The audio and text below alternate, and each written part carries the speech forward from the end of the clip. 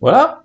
Bonsoir les amis, bienvenue à toutes et à tous, bienvenue sur Terre 2 TV encore une fois pour notre petite émission. Vous savez, on essaye d'en faire 2 par mois. Je vous expliquerai tout à l'heure que la prochaine va être un peu spéciale, elle n'est pas programmée. Mais... Je voulais d'abord, et comme d'habitude, vous remercier pour l'émission précédente. On a reçu nos amis des Believers, nos chasseurs de fantômes, et on a parlé un petit peu de tout ça. Merci de l'accueil que vous leur avez réservé à cette émission. Merci. La fois d'avant, on a parlé au docteur Florence Pousset, qui vous remercie beaucoup de votre lecture, de son émission. On a parlé de médecine quantique, de médecine moderne en utilisant des fréquences. Ce que je suis en train de tester d'ailleurs, j'ai acheté un appareil du coup, donc je teste, je vous dirai si je suis toujours vivant ou si vous voyez exploser en cours de route, c'est que ça marche pas. Mais globalement, jusque-là, ça va. Ce soir, on démarre une série d'émissions.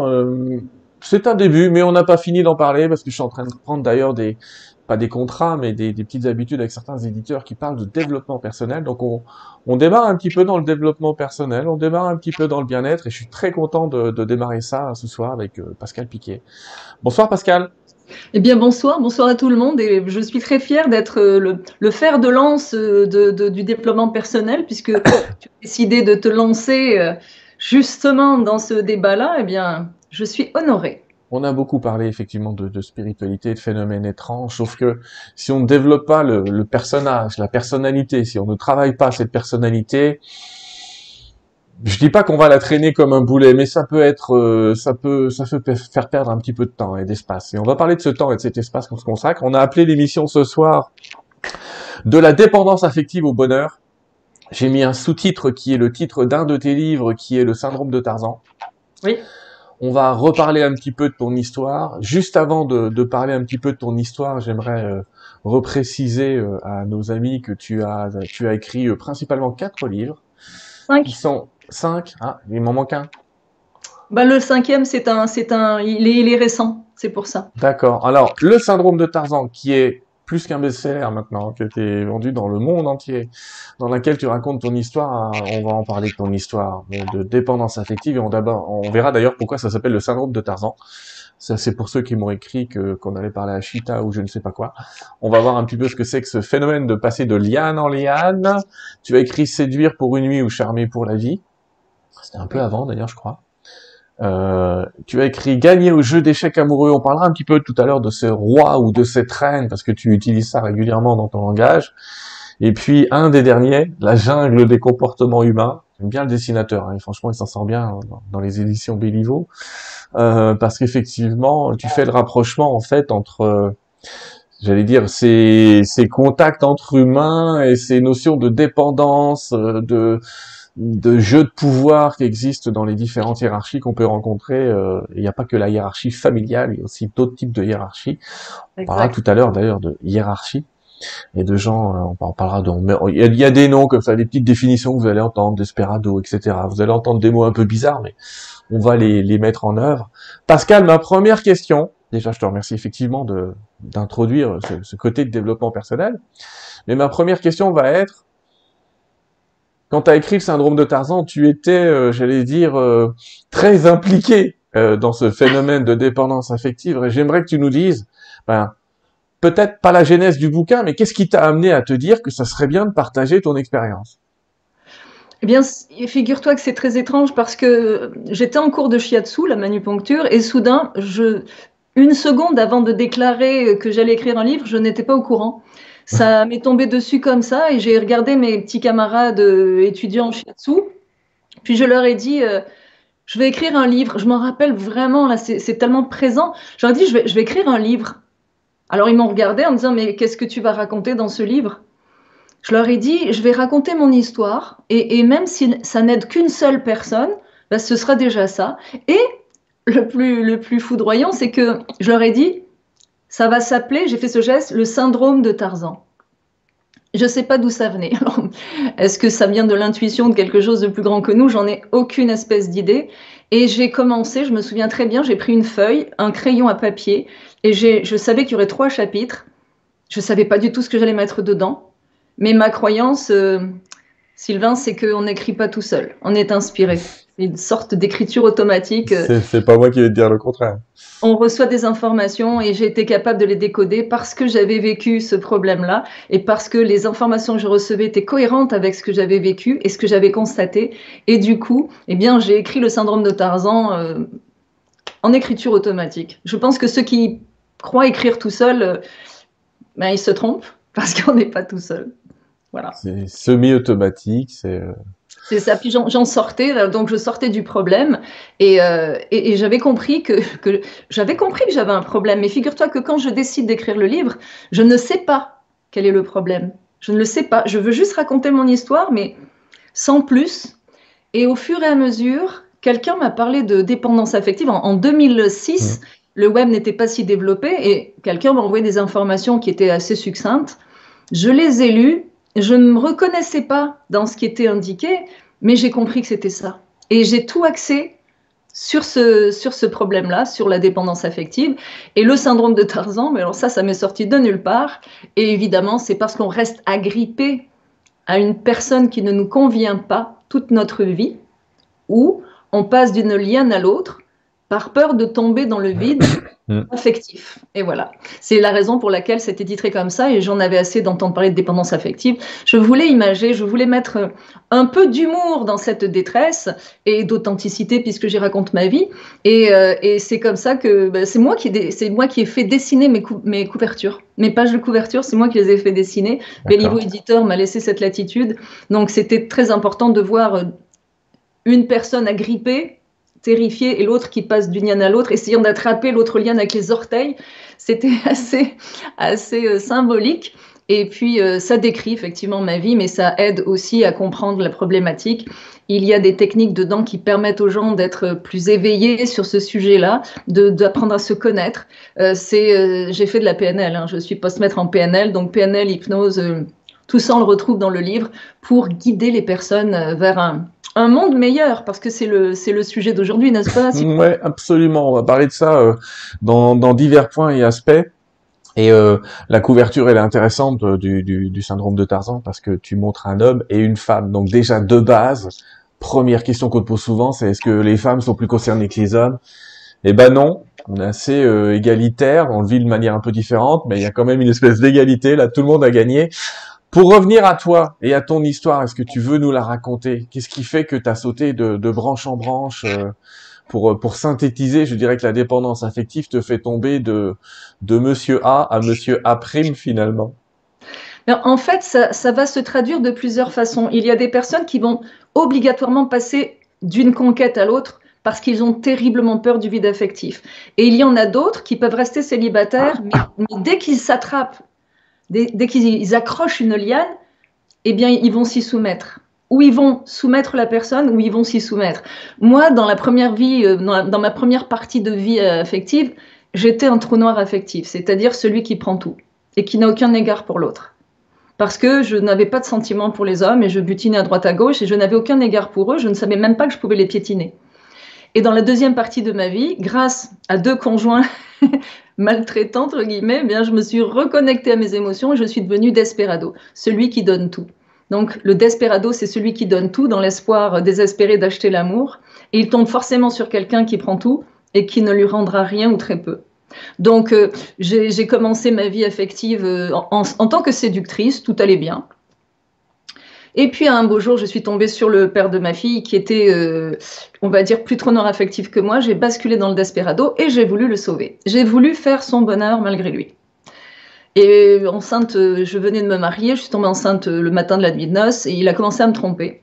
Donc ça a été assez rock'n'roll. J'étais harcelée par son ex à lui, sa maîtresse et lui, qui ne voulait pas quitter la maison pendant que j'étais enceinte. Et moi, j'essayais désespérément de surnager au milieu de tout ça en faisant croire que nous étions un couple parfait parce que je ne voulais pas qu'il soit jugé par la famille et les amis. Donc j'ai fait croire que tout allait bien. Et puis j'ai mené ma grossesse à terme et puis 2 mois après la naissance de ma fille, j'ai enfin obtenu la réponse que j'attendais depuis un bout de temps mais que je ne voulais pas voir et que Dieu merci il ne me donnait pas. Est-ce que tu me trompes? La réponse était oui. Il faut savoir que je ne voulais pas le voir, je n'étais pas en mesure, enceinte de 6 mois, d'aller chercher mon mari par la peau des fesses chez sa maîtresse et de le ramener à la maison et pas plus d'envisager un divorce. Donc je me suis fait ma propre réalité, je me suis dit Eh bien, quand le bébé va naître, il va repousser sa maîtresse, il va rentrer à la maison, il aura son bébé dans les bras, on va redevenir une famille parfaite et on fera comme si de rien n'était. Évidemment, ça ne s'est pas passé comme ça. Donc, j'ai essayé de tuer mon mari parce que j'étais à bout de ressources, harcelée par son ex, sa maîtresse et lui. Je suis tombée dans l'alcool, j'ai laissé tout le monde partir avec mes sous. J'ai vécu des choses assez. Après, je me suis mise à avoir une compulsion des petits jeunes, là, des petits jeunes entre 18 et 25 ans, alors que j'en avais presque 40, parce que j'essayais de redorer mon blason sur le plan féminité.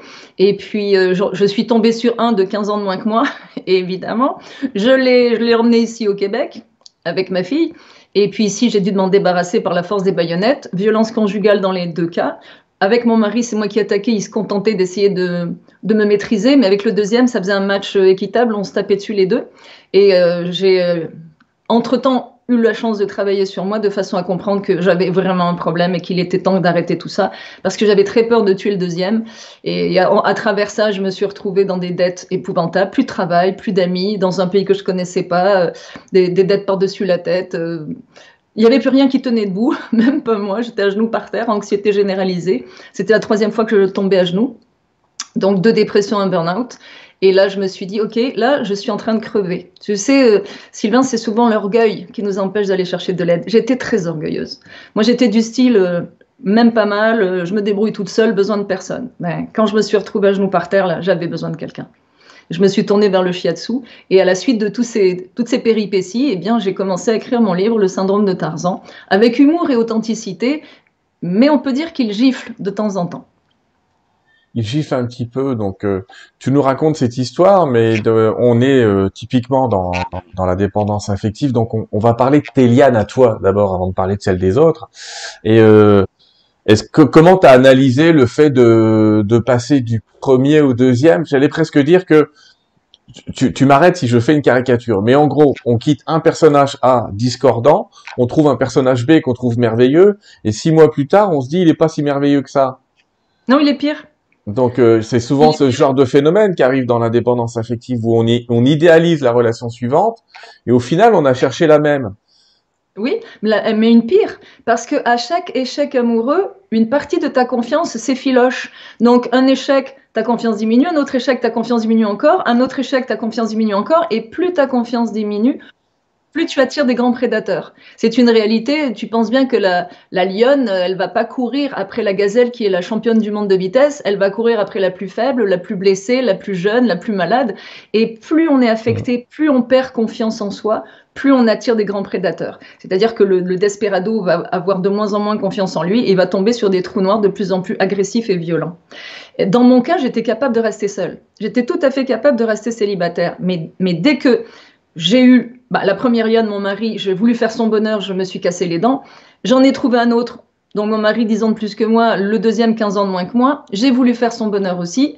Je me suis cassé doublement les dents. Et là, je me suis dit, mon Dieu, j'avais repéré que le deuxième était pire que le premier. Et je me suis dit, comme on dit au Québec, je vais laisser ça sur la glace parce que j'avais trop peur de tomber sur le suivant qui serait le troisième, l'antéchrist ou le diable lui-même, je me disais. Donc j'ai tout stoppé et je me suis posée, j'ai réfléchi pendant 11 ans. J'ai réfléchi pour comprendre ce que c'était que l'amour. Donc 11 ans abstinente et célibataire parce que j'ai compris que ce que j'avais vécu, c'était des drames et ça ne pouvait pas être l'amour. Donc j'ai passé 11 ans à réfléchir, à observer mes clients, à comprendre que j'étais partie dans la mauvaise direction, que tout ça c'était de la dépendance, des fausses croyances et à remettre les choses en place jusqu'à ce que je rencontre quelqu'un que j'ai perdu dans la pandémie parce que c'était de relation longue distance et ce qui était normal et logique, ça c'est pas du tout un drame, mais je sais ce que c'est maintenant que l'amour. C'était tout l'inverse de ce que j'avais vécu, tout simplement. Tout l'inverse de ce que tu avais vécu, parce que comme tu l'exprimes dans le livre, tu pouvais pas te fier à tes besoins, tes désirs et ta volonté propre. Ah ouais, Mais on va voir un petit peu, j'allais dire les techniques. On va pas s'enfoncer dans tout ce que tu racontes dans le bouquin. Démarrons tranquillement avec cette histoire de dépendance affective. On va faire un peu comme dans le livre. Dans le livre, tu donnes aux gens des tests, ils peuvent se tester et voir un petit peu où ils en sont avec ça quelque part. Donc en fait, c'est comme si tu disais, il y a des niveaux, quoi. Il y a des niveaux de dépendance. Est-ce que tu peux nous parler un petit peu de ces niveaux? Oui, il y a des niveaux. En fait, déjà, pour ébouriffer notre public, Sylvain, je vais dire que 98% de la population est en dépendance affective. Sur quoi je me fonde? En fait, c'est sur une échelle de 1 à plus de 10. C'est-à-dire que la dépendance affective, c'est le manque de confiance et d'estime qui pousse dans toutes sortes de problèmes. Donc, ça pousse dans le problème de couple, mais ça pousse aussi dans les problèmes d'addiction. Donc, entre 1 et 4, on peut fonctionner. Les gens qui sont entre 1 et 4 vont attirer des personnes entre 1 et 4. Elles manquent peut-être un petit peu de confiance et d'estime, mais elles vont former des beaux couples. Peut-être qu'il y en a un qui domine un petit peu, puis l'autre se laisse faire. Ça fait des bons couples. Mais 5 et plus, là, on a un problème. 5 et plus, on tombe dans les violences. Et je rappelle qu'il y a 5 violences dans le couple. Il y a la violence verbale, la violence psychologique, la violence physique, la violence économique et la violence sexuelle. Et souvent, les gens ne se rendent pas compte que quand quelqu'un dit « mais t'es bête ou quoi ?» c'est de la violence. Ou quelqu'un dit « ah, ça saurait si t'étais intelligente » ou « ça saurait si t'étais capable de planter un clou », c'est de la violence. Alors vous allez me dire, oh, ben, c'est quand même un peu trop subtil. Ben si, ça commence comme ça. Mais plus vous vous laissez humilier, plus l'autre va vous humilier. Donc on monte dans les ligues majeures, là, quand on est à 5 et plus, il y a de la souffrance. Donc comment on sait qu'on est en dépendance? Ben, quand il y a souffrance. Parce qu'un couple heureux ne souffre pas. Aimer, c'est être heureux. À partir de là, si vous souffrez, il est temps d'identifier, il y a un voyant lumineux rouge qui clignote, pourquoi vous souffrez? Est-ce que c'est quelque chose de réparable? Est-ce que c'est parce que vous êtes en train de vous perdre de vue et vous pouvez vous reconnecter, ou est-ce que le problème est plus profond? Donc la souffrance, c'est déjà le premier symptôme. Premier symptôme, oui, symptôme du syndrome de Tarzan. Oui.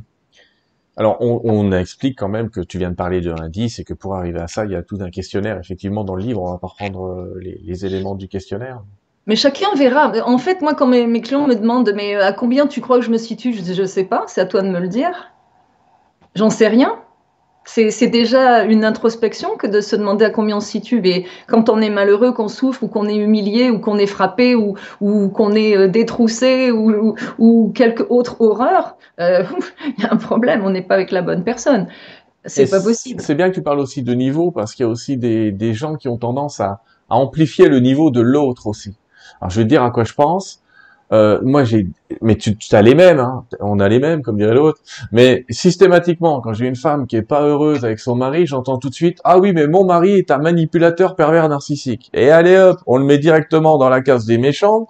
Et allons-y, sachant que dans manipulateur pervers narcissique, on sait pas s'il est manipulateur, s'il est pervers, s'il est narcissique ou s'il est les trois. Tu les mets. Qu'est-ce que t'en penses de cette histoire-là, des gens qui classifient direct à la case finale? Mais ça, c'est un de mes sujets de prédilection, c'est un de mes chevaux de bataille. Parce que, en fait, plus le nom du bourreau est grand, pervers, narcissique, manipulateur, plus la victime est reconnue. Mais la bonne question est, mais qu'est-ce que vous faites avec lui? Pourquoi vous êtes encore là? Pourquoi ça fait 10 ans que vous subissez ces horreurs? Et là, la personne, elle est responsable. Elle est responsable de ça, parce que ça se joue par équipe de 2. Forcément, c'est 50-50 de responsabilité. Et moi, je peux même dire que les deux sont pervers, narcissiques, manipulateurs, parce qu'en fait, le desperado qui essaie d'acheter désespérément l'amour, il va anticiper, il va manipuler l'autre, il va tout lui donner, il va faire toutes sortes de choses. Et l'autre qui prend tout, ben, il prend tout parce qu'on lui donne tout, puis à un moment donné, si on lui donne plus, il va taper sur la tête pour en avoir encore. Donc, en fait, je suis contre ces mots-là, parce que ce sont des personnes en situation de survie, qui ont appris à donner tout ou à prendre tout parce que c'est leur enfance qui leur a enseigné ce processus-là, et que les deux sont absolument en situation d'apnée. Les deux ont besoin d'oxygène. Alors si on était tous les deux, Sylvain, au fond de l'eau, et on a une seule bouteille d'oxygène, et que celui qui va attraper la bouteille d'oxygène va survivre et l'autre va mourir, ben, par instinct de survie, on risque d'être bien pervers, narcissique, manipulateur tous les deux, parce qu'on va la vouloir, la bouteille d'oxygène. Sauf que toi, autant que moi, nous savons que nous en avons une incorporée. On n'a pas besoin de crachouiller dans celle de quelqu'un d'autre ou de refiler la nôtre. C'est ça l'autonomie affective, c'est avoir sa propre bouteille d'oxygène et ne pas réclamer ou donner de l'oxygène à quelqu'un d'autre pour établir un lien qui est malsain. Donc les pervers manipulateurs narcissiques, évidemment qu'ils sont plus intelligents que leur proie, sinon ils n'arriveraient pas à les capturer. Évidemment que la lionne court plus vite que la gazelle qui est la plus affectée, évidemment. Évidemment, mais c'est à vous de sentir qu'il y a quelqu'un en face de vous qui ne vous respecte pas. Donc, on le sait, hein, c'est une question d'enfant intérieur. sont les deux enfants intérieurs qui se connectent et qui sont au même niveau de névrose et qui vont s'acoquiner, et il y en a un qui va donner, l'autre qui va prendre, ou dans le même couple, ça peut alterner, ou alors on est un desperado dans un couple et on devient un trou noir affectif dans l'autre. Tu as sûrement déjà entendu, après tout ce que les femmes ont fait, la prochaine elle va payer, ou les femmes disent oui, après tout ce que les hommes ont fait, tu vas voir le prochain. Voilà, donc on va basculer du desperado au trou noir.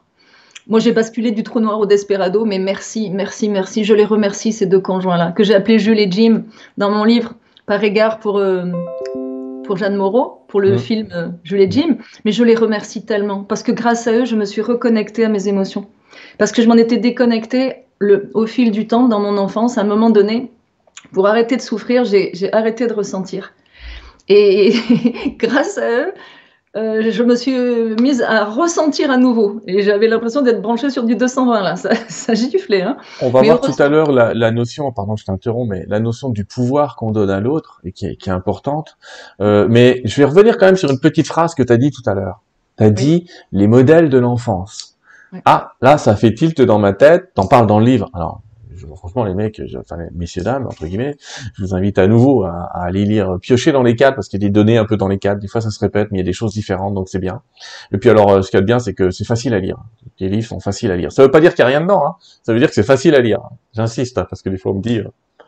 Je te remercie, c'est un compliment que j'entends souvent, parce que j'ai une écriture très particulière. Je parle comme j'écris, et j'écris comme je parle, mais avec un beau vocabulaire. Et c'est très, très humoristique, avec plein de jeux de mots, mais c'est très facile à lire. Et dans chaque livre, il y a un tronc commun, bien sûr, qui est la dépendance affective, mais avec des déclinaisons différentes. Par exemple, la jungle des comportements humains, c'est en entreprise. C'est dans le monde de l'entreprise, dans le monde professionnel. Alors que le syndrome de Tarzan, c'est la dépendance affective. Et puis, gagner au jeu des échecs amoureux, c'est comment choisir la bonne personne. Parce que c'est un recrutement, c'est pas oui, d'ailleurs, c'est un peu comme ça que j'ai lu. C'est une méthode de recrutement du roi, comment trouver son roi. Ouais, bon, mais effectivement, t'expliques aussi que c'est symbolique, mais tu trouves qui sont les fous, qui sont les pions, qui sont les tours. Donc, tu détermines un petit peu les pièces d'un jeu d'échecs comme ça en déterminant des caractères. Allez, revenons un petit peu à l'enfance. En quoi est-ce que finalement, tu penses, toi, qu'on reproduit que l'amour idéal, on essaye au début de reproduire l'amour qu'on a vu chez ses parents, ou l'inverse, ou quelle est l'influence du premier couple qu'on a perçu dans sa vie, qui est celui de ses parents, dans la suite de son existence, d'après toi? C'est 90%. En fait, de 0 à 15 ans, le langage affectif que tes parents vont te parler, c'est exactement ce que tu vas reproduire dans ta vie d'adulte. Absolument. C'est le modèle que tu vas reproduire dans ta vie d'adulte. Donc, si tu as été humilié, si tu as été frappé, si tu as été rejeté, ignoré, tu vas aller vers des personnes qui vont te traiter de la même façon.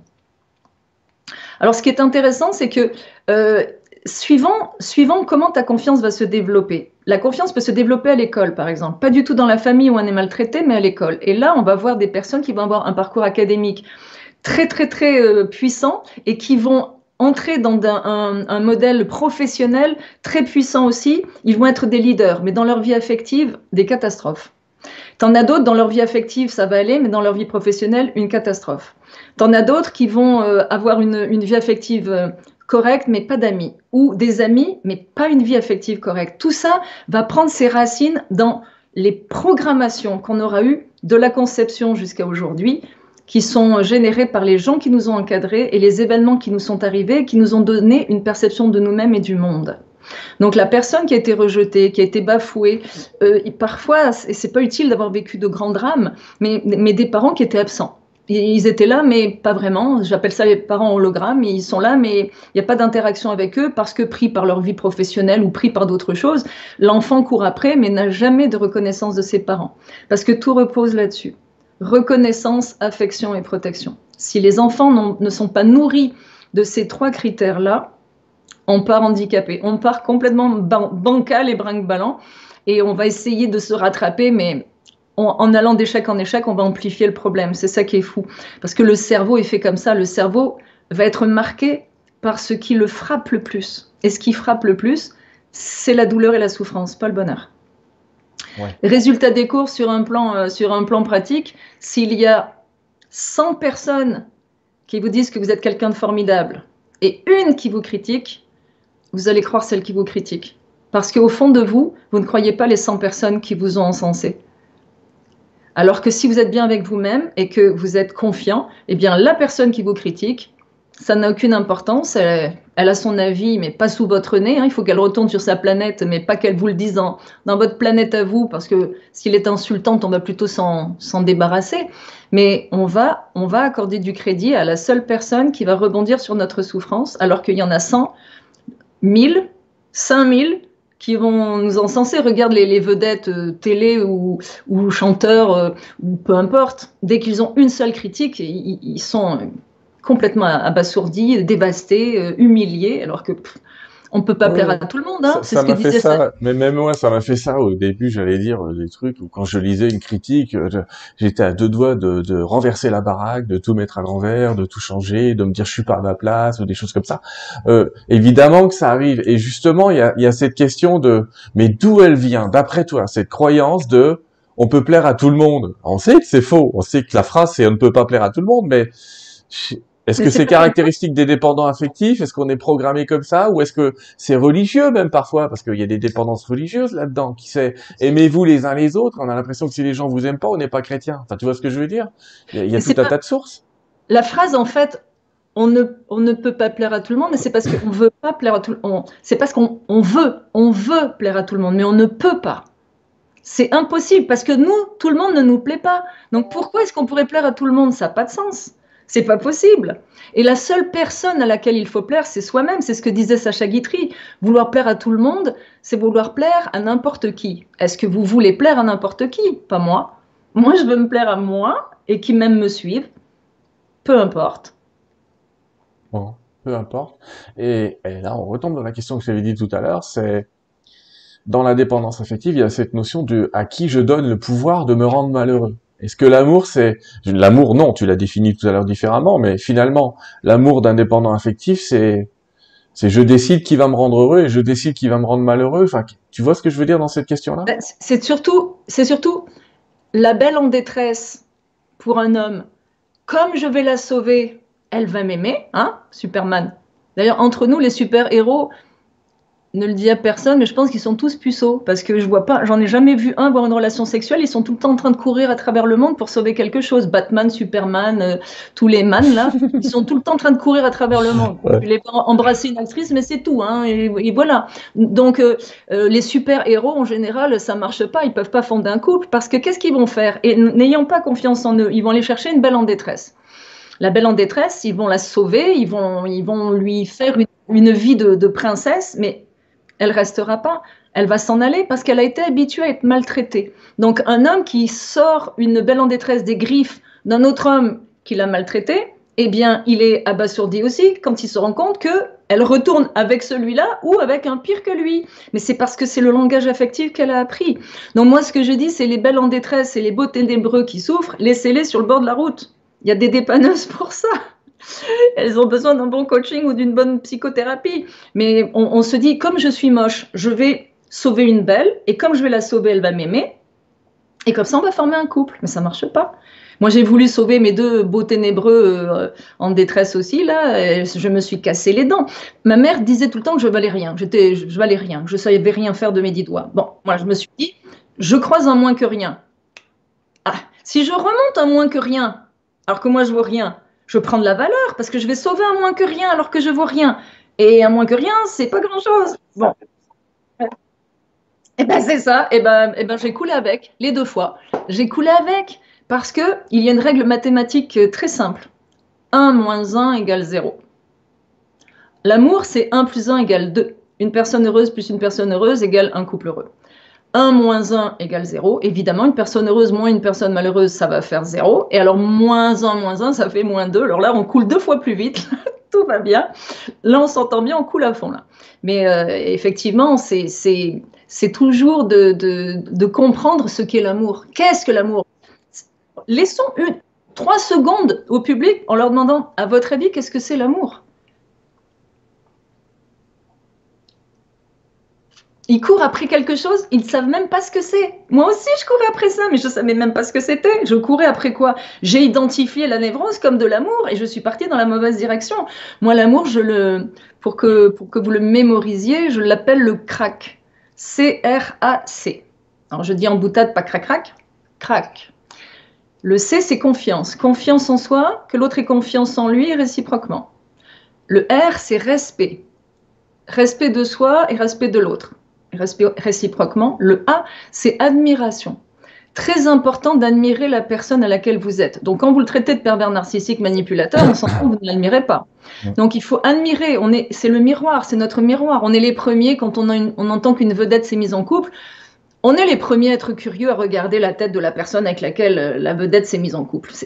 C'est automatique. On veut voir s'il y a une corrélation ou si c'est bizarre. Et puis ensuite, le C, c'est complicité. La complicité repose sur l'historique dans toutes les sphères de notre vie, que ce soit sociale, professionnelle ou privée. Ça repose sur l'historique. C'est plus je te connais, plus je t'aime. Et c'est une telle réalité avec nos amis, nos conjoints, mais nos enfants. Moi, ma fille, plus je la connais, plus je l'aime. Plus j'ai un historique avec elle, l'amour grandit. L'amour doit grandir. Donc cette complicité-là, reposant sur l'historique, et sur la partie et l'aspect sexuel qui doit être épanouissant. Cet aspect-là est aussi à considérer parce que le côté sexuel épanouissant est le ciment du couple et c'est ce qui va générer la complicité. Un couple qui n'a plus aucune activité sexuelle, ça se voit tout de suite dans les restaurants le soir de la Saint-Valentin. On voit tout de suite ceux qui n'ont plus aucune complicité ou ceux qui ne vont en avoir que ce jour-là ou ceux qui en ont toujours. C'est très visible. D'accord. Alors, dans ce que tu exprimes, on va avoir il y a une espèce de souffrance. Et tu l'as dit tout à l'heure, on connaît la dépendance quand il y a souffrance. Alors, j'allais dire, allez, basculons de la souffrance au bonheur ou de la dépendance affective au bonheur en disant, mais comment je m'en sors? Est-ce que la première attitude qu'ont beaucoup de gens, et entre parenthèses beaucoup de jeunes que je vois, et je me demande si c'est générationnel, mais je trouve que on a les anciens entre guillemets qui s'accrochent au truc, mais vraiment comme si c'était ça où je vais mourir, puis à l'âge que j'ai, je suis foutu. Et on a les jeunes qui disent j'en ai rien à foutre, je la largue, elle me fait chier. Il y a peut-être quelque chose à faire entre les deux. Comment on s'en sort? Mais c'est parce que en fait. Je ne sais pas si tu te rappelles de cette chanson, le sirop-typhon, la panacée universelle. Eh bien, la panacée universelle, c'est la confiance et l'estime. Prends tous les problèmes des êtres humains, indépendamment des problèmes de santé mentale. Prends tous les problèmes des êtres humains. Ils reposent sur quoi? Le manque de confiance et d'estime. Donc, ça fait des épisodes d'inconfort. Ensuite, ça fait des épisodes d'anxiété, anxiété généralisée, burn-out, dépression, tic obsessionnel compulsif, phobie, et dans les cas extrêmes, suicide et meurtre, parce que j'ai failli tuer mes conjoints pour des raisons de dépendance affective, puisque je voulais m'en séparer, mais ils ne voulaient pas quitter ma maison. Donc, on s'entend que j'étais assez coincée. C'est pour ça que je leur ai sauté à la figure au bout du compte. Mais il faut s'extraire de ce genre de relation. Et comme on n'en est pas capable, eh bien, on va souffrir. Donc, tous ces problèmes-là, un problème ne serait-ce que d'être asocial ou l'agoraphobie, tous ces problèmes-là vont reposer sur votre historique et sur le manque de confiance. À l'inverse, une fois qu'on a confiance et qu'on est bien avec soi-même, on est autonome affectivement, eh bien, on est à l'aise. Si on a envie de parler à quelqu'un, on parle à quelqu'un. Si on n'a aucun sujet commun, on ne lui parle pas. Mais on ne se sent ni jugé, ni la peur du jugement, c'est effroyable.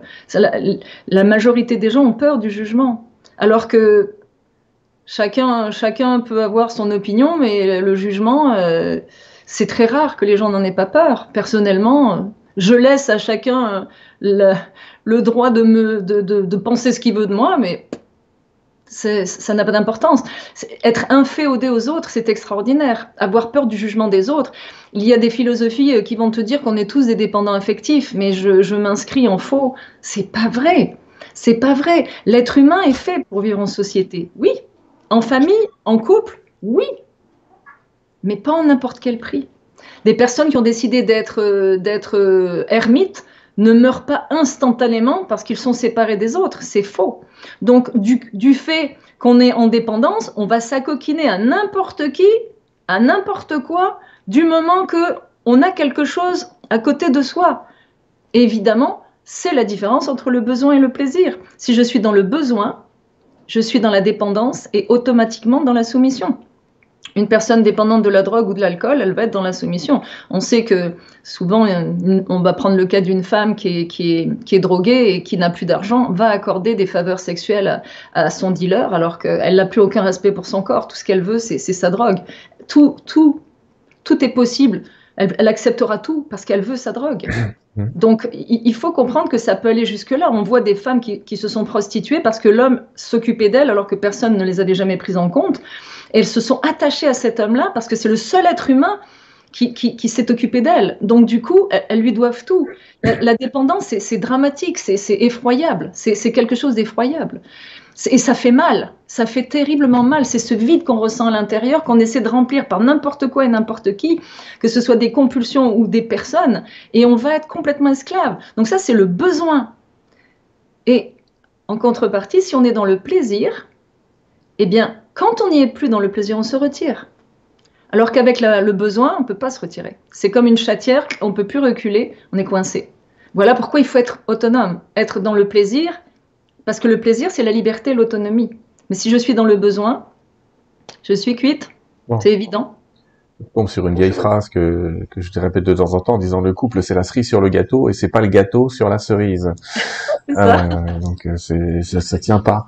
Donc il y a l'idée quand même du pouvoir que tu donnes à l'autre, mais une question qui vient et qu'on évoque dans le livre, tu as parlé tout à l'heure que tu es restée 11 ans toute seule, et là j'ai des gens qui doivent être en mode affolement, dire attends, est-ce qu'elle est en train de nous dire la dame que je dois rester 5 ans toute seule pour comprendre ce qui m'est arrivé?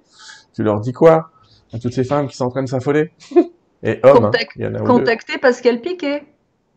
Ah oui, mais on en a parlé tout à l'heure. Pour te contacter, il faut qu'elles aient envie de changer. Tu te souviens, je l'ai écrit dans le livre Le syndrome de Tarzan, j'ai dit que moi j'ai monté les 17 étages d'une tour à pied pour comprendre tous les tenants, les aboutissants et chaque étage de ce problème-là, alors que maintenant je suis liftier, je fais monter les gens en ascenseur pour arriver en haut. Oui. Et oui, non mais c'était mon histoire, c'est parce qu'il n'y avait personne pour m'expliquer, premièrement, que j'avais vécu de la dépendance affective, deuxièmement, comment en sortir, troisièmement, qu'est-ce que c'était que l'amour. C'est pour ça que le syndrome de Tarzan vous aide à comprendre la problématique, ensuite à essayer d'en sortir. Si vous n'y arrivez pas, je suis là. Et gagner au jeu des échecs amoureux vous aide à choisir la bonne personne. Donc, et évidemment, vous n'aurez jamais à rester 11 ans célibataire et abstinent. Moi, j'ai été terrifiée par les hommes. Après le deuxième, là, je me suis dit, mais c'est pas possible. Je veux pas y retourner, là. Je veux pas repartir pour un tour. Et j'étais persuadée que j'allais tomber... Je ne crois pas au diable, hein, mais j'étais persuadée que j'allais tomber sur le diable ou l'antéchrist, parce que la version pire que celle que j'avais connue en deuxième, c'était monstrueux, donc j'ai eu peur.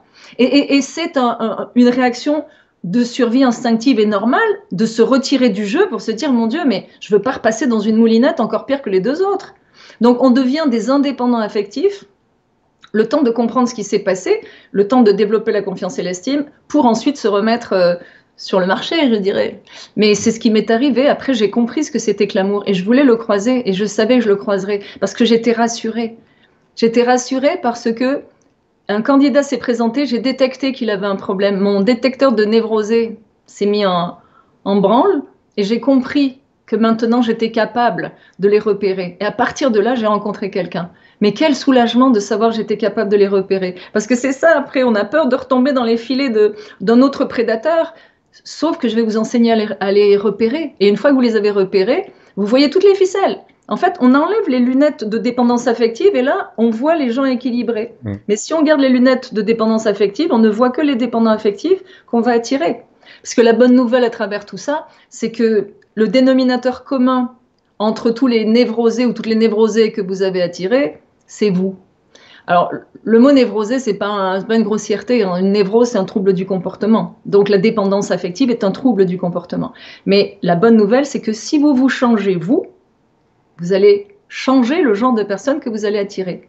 C'est ce que j'appelle le site internet subliminal, nos auras. Dans nos auras, tout est indiqué. Nos peurs, nos victoires, notre histoire, tout est indiqué. Et nos subconscients sont capables de décoder le site internet subliminal de la personne d'en face et vice-versa. C'est la raison pour laquelle les dépendants s'attirent et les gens équilibrés s'attirent. Mais une personne équilibrée n'attirera pas un dépendant. Ça ne marchera pas. Et de même qu'on s'attire au même niveau de dépendance. C'est ça qui est fou, mais au même niveau de dépendance. Il faut qu'on se réponde comme dans un match de tennis. Il faut qu'on se réponde. Donc oui, il y a un travail à faire, travail qui peut être fait alors qu'on est en couple ou alors qu'on est seul. Il n'y a pas Oui, forcément d'obligation à être seul pour faire ce travail. non? Je confirme avec toi que le syndrome de Tarzan m'a aidé à mettre en place mon détecteur à connards, comme je dis toujours. Je suis désolé, j'ai pas le même vocabulaire que toi, mais c'est vrai qu'il y a un moment, ça clignote, quoi. C'est-à-dire que là, on dit ça y est, je l'ai repéré. Et même pour certains thérapeutes, je vous invite à lire le syndrome de Tarzan, parce que pour beaucoup de thérapeutes, vous allez tomber dans ce qu'on appelle les phénomènes de transfert et contre-transfert, qui sont aussi des très gros pièges de dépendance affective, et de votre client et de vous-même. Ouais. Et ça va vous aider aussi. Ce qui est intéressant, allez, on va plonger de livre. Je vais aller dans gagner au jeu d'échecs amoureux. Et je vais te demander, dans ce jeu d'échecs, c'est qui les fous et les tours pour toi, par exemple? Ah bah, celui-là, j'en suis très fière parce que, enfin, je suis très fière de tous mes livres. Mais c'est le titre dont je suis fière d'avoir réussi à mettre échec et gagner dans la même phrase. Ouais. Donc, gagner au jeu des échecs amoureux. Et en fait, c'est un jeu d'échecs parce que il y a un roi, une reine à aller chercher de l'autre côté de l'échiquier. Il y a aussi les reines qui vont avec les reines, les rois qui vont avec les rois. Hein. C'est Mm. aussi autant pour les hétéros que pour les homos, ça c'est très important. Et donc le livre est fait pour tout le monde, quelle que soit votre orientation sexuelle.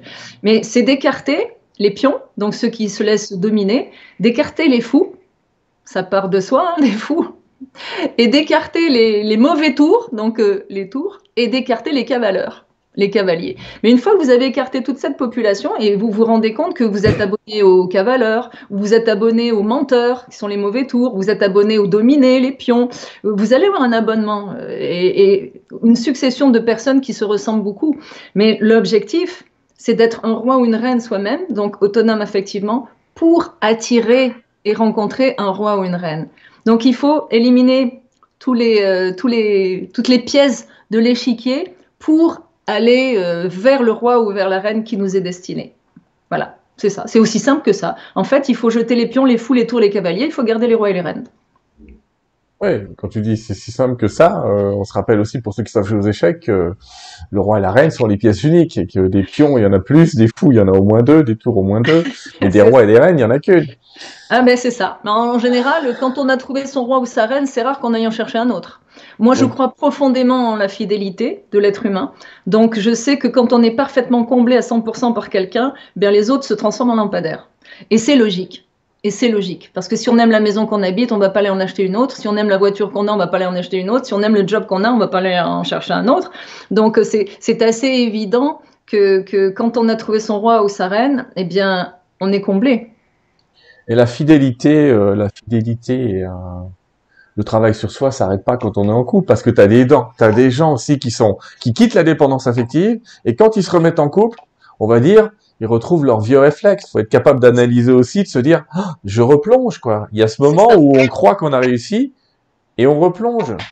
Ah, mais c'est le test. C'est le test. Tu es célibataire. Bon, quand on est célibataire, la bonne idée, c'est de faire l'autopsie de toutes les relations pour savoir de quoi elles sont mortes.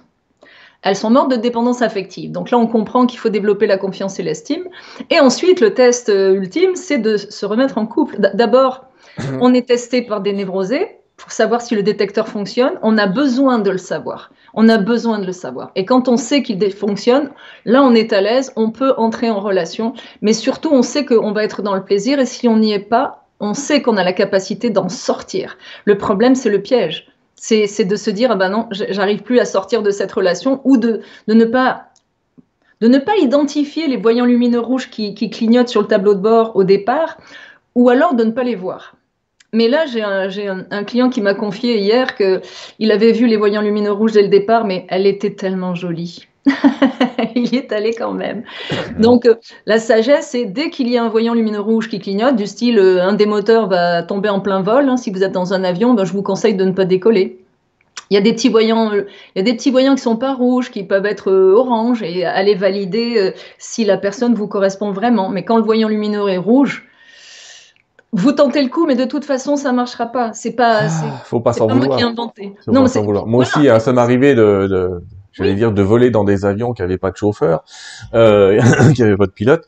Mais Non. il y Mais non, a, mais ça fait partie de l'expérience. ouais, ça Parce fait que, partie de l'expérience. Et l'expérience, c'est aussi de pas s'en vouloir et de se non, dire qu'on va pas devenir master chef en dépendance affective sans faire non. d'erreur. Mais il faut comprendre une grande règle de l'être humain que j'ai intégrée et que j'enseigne, c'est que chaque être humain, au moment où il pose un geste, quel que soit ce geste, c'est qu'il ne peut pas faire autrement. Quelqu'un qui se suicide, au moment où il se suicide, il n'a pas décidé de mourir, il a décidé d'arrêter de souffrir et il ne peut pas faire autrement. Un geste héroïque qui finit mal, quand quelqu'un essaie de sauver une personne qui se noie alors qu'elle n'est pas formée, elle va se noyer avec. Si elle avait réfléchi, elle ne serait peut-être pas allée. Et un geste héroïque qui finit bien, quand vous demandez à la personne si tu avais réfléchi avant de le faire, est-ce que tu y serais allé? La majorité des gens vont vous dire non. Ça a été plus fort qu'eux. Donc, à chaque fois qu'on pose un geste, quel que soit ce geste, si on pouvait faire autrement, si c'est un geste qui nous nuit, si on pouvait faire autrement, on le ferait. Donc moi, souvent, mes clients arrivent en me disant, mais il faut que je quitte mon conjoint ou ma conjointe, vraiment, ça va pas du tout, ça peut être ça va pas jusqu'à, ça devient dangereux, mais je leur dis pas, quitte-le. Je dis, non, non, non.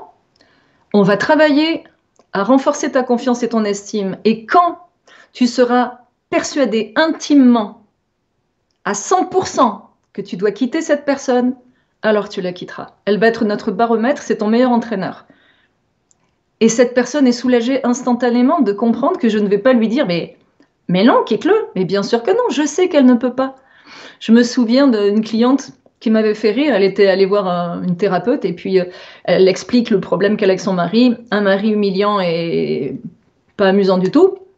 Et la thérapeute lui dit « Mais enfin, quittez-le !» Et ma cliente lui dit « Mais enfin, si j'étais capable de le faire, je ne serais pas dans votre bureau, je serais en train de faire ma valise !» Oui, mais c'est exactement ça. Et c'est pareil pour la question des manipulateurs pervers narcissiques tout à l'heure. On les quitte pas comme ça. Il faut déjà arrêter de les nourrir. Pour arrêter de les nourrir, il faut se nourrir soi. Mais c'est parce que c'est l'enfant intérieur, en fait. Quand on n'a pas grandi sur le plan affectif, on a un enfant intérieur que j'appelle le terroriste terrorisé. C'est lui qui génère les peurs, les mauvais comportements, les caprices, la bouderie, tous ces mauvais comportements enfantins d'un gamin de 6 ans qui est aux commandes d'un avion, d'un adulte. Mais forcément qui panique. Donc forcément, on va avoir des comportements déplacés, on va avoir des comportements de soumission parce qu'on est terrifié. En fait, parfois on a un côté adulte, on est dans nos chaussures d'adulte. Comme je disais tout à l'heure, sur un plan académique, ça s'est bien passé, on va avoir une carrière professionnelle extraordinaire, mais la vie affective, loupée, complètement loupée. Donc c'est cet enfant intérieur quand il prend les commandes. Alors quand c'est l'adulte qui prend les commandes, tout va bien. Quand c'est l'enfant intérieur, c'est la panique. Et on ne peut pas faire raisonner une personne qui est terrifiée. C'est pas possible. Et c'est souvent les peurs. L'enfant intérieur rime avec peur. Alors, à ne pas mélanger l'enfant intérieur avec l'âme d'enfant. Parce qu'il y a souvent des levées de boucliers quand je donne des conférences ou des séminaires. Là, mais non, mais moi je veux le garder. Non, l'enfant intérieur, il ne faut pas le garder. L'enfant intérieur, c'est celui qui rime avec peur. Il faut le renvoyer dans le passé. Il faut être complètement adulte. L'âme d'enfant, c'est la capacité à s'amuser et s'émerveiller et à apprendre et à jouer. Il faut la garder. Celle-là est très précieuse. Elle est très, très précieuse. C'est ce qui nous permet de connecter avec nos enfants, puis de s'amuser comme des petits fous. Mais ça, là, c'est l'âme d'enfant. Mais l'enfant intérieur, souvent, je fais la blague à mes clients. Je leur dis, OK, tu es dans un avion, tu es agent de bord, et tu sais qu'en première classe, il y a un terroriste qui va sauter sur le dos du pilote à un moment donné. Est-ce que tu es tenté de lui servir du champagne ou est-ce que tu vas le mettre dehors de l'avion? La majorité disent, non, non, je veux le sortir de l'avion. Mais oui. Et oui, donc, et comment on le sort de l'avion? En développant la confiance et l'estime, parce que votre croissance affective s'est bloquée à un moment donné et vous êtes resté à peu près à l'âge de 10 ans, 6-10 ans, et que même vous ne vous reconnaissez pas. Souvent, mes clients sont confondus avec des problèmes de maladie mentale parce qu'ils peuvent changer d'humeur à une vitesse foudroyante. Ils peuvent avoir une attitude d'adulte et 3 secondes après, parce qu'ils ont été blessés par une des 5 blessures que Lise Bourbeau a mises à jour, ils se sont sentis ou rejetés ou abandonnés ou trahis ou dans l'injustice ou l'humiliation, et vroom, on n'a plus une personne adulte en face de soi, on a un enfant de 6 ans. Et là, c'est très déstabilisant, mais c'est logique. Moi, j'ai des clients qui sont venus me voir en me disant « Pascal, je crois qu'on est 2 à l'intérieur. » Oui. Oui, il y a des gens qui s'imaginent possédés, je sais pas ce qui m'a pris de lui dire ça ou de faire ça, etc. C'est ça. J'ai dit oui, mais tu as raison, vous êtes 2. Il y a le côté adulte et le côté enfant. Et il faut savoir que l'enfant est plus fort que l'adulte. Parce qu'il va, en fait, il repose sur la peur. Et la peur, elle est plus forte que tout.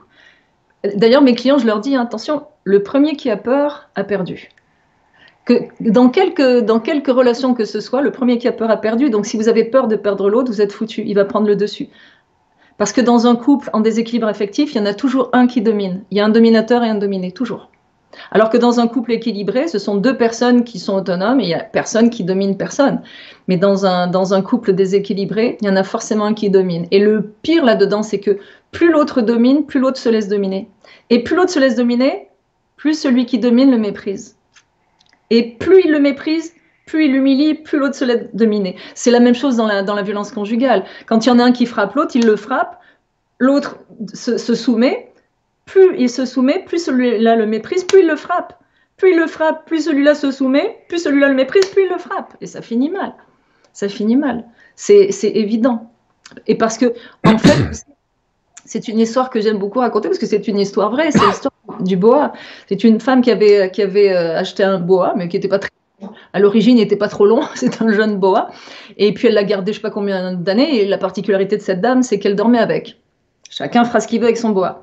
Elle dormait avec, il dormait lové sous les couvertures dans son lit. Bon.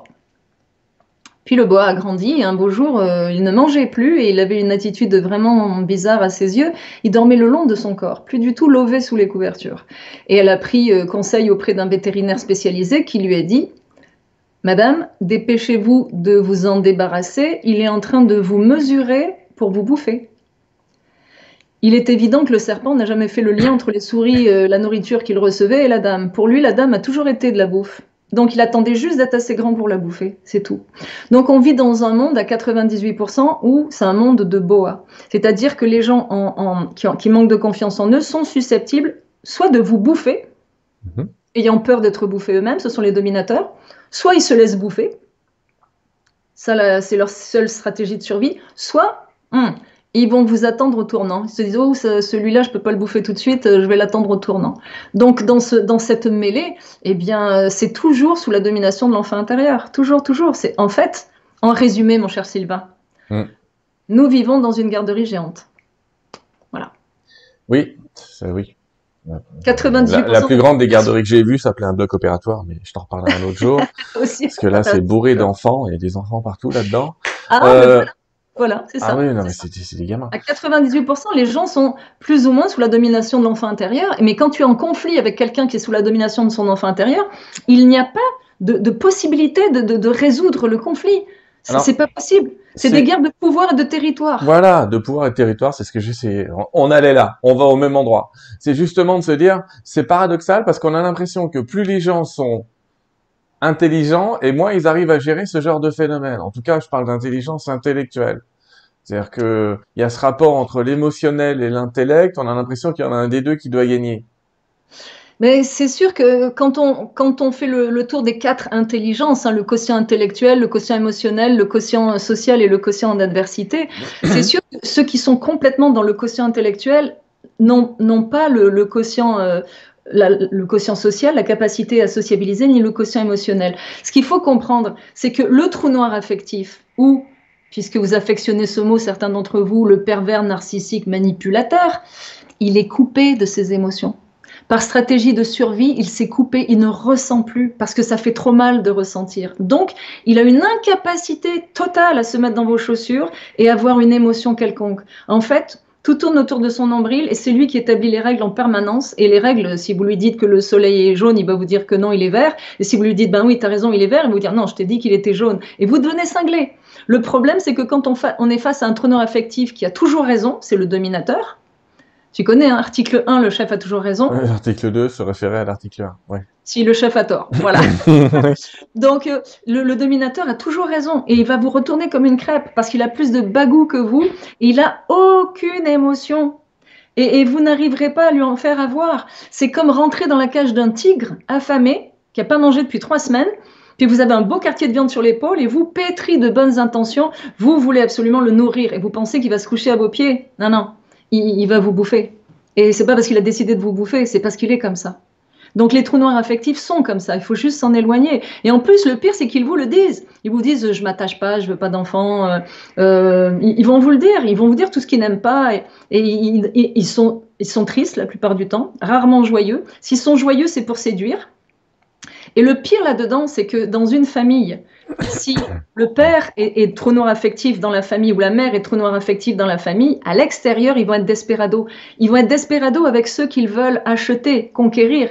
Et ils vont être humiliants et dominateurs avec ceux qui sont acquis. Et il faut comprendre cette dynamique-là. Donc évidemment que quand il n'y a que le quotient intellectuel, il n'y a pas le quotient émotionnel, il n'y a pas le quotient social, et on ne parle même pas du quotient d'adversité qui a la capacité de se sortir des problèmes en faisant de ce problème une expérience et une victoire. Mais les gens qui n'ont que le quotient intellectuel... D'ailleurs, tu sais, je le dis, moi, je dis qu'une partie des scientifiques essaie de détruire le monde en ce moment. C'est pas impossible. Et que le monde va être sauvé par des gens qui ont le quotient intellectuel, mais qui ont le quotient social et le quotient émotionnel. C'est le social et l'émotionnel qui va battre l'intellectuel. C'est évident. Et le quotient d'adversité, c'est évident, c'est extraordinaire. En fait, tu sais, j'entendais, moi, quand j'étais à l'école, donc il y avait ceux qui étaient en maths, les scientifiques et les littéraires. Évidemment, j'étais une littéraire. Qu'est-ce qu'on disait? On disait que les matheux, ils inventaient le carton. Les scientifiques, ils fabriquaient le carton et les littéraires dormaient dedans. Alors que c'est faux, c'est les philosophes qui sauveront le monde, pas les matheux, les philosophes. Oui, et ça a toujours été. Parce que je suis un peu plus en mode Audiard à dire un con qui marche va toujours plus loin que deux intellectuels assis. C'est du Audiard, mais je suis un peu dans ce sens-là. Ah ben là, ça c'est excellent. Mais c'est une évidence. C'est une évidence que le scientifique est déshumanisé. Donc, il est tellement déshumanisé qu'il va inventer des trucs qui vont être dangereux pour l'humain. Alors que les autres, ils comprennent ce qu'il essaie d'inventer, mais ils ont le quotient émotionnel et le quotient social, et le quotient d'adversité, ils le laisseront pas faire. Ils le laisseront pas faire.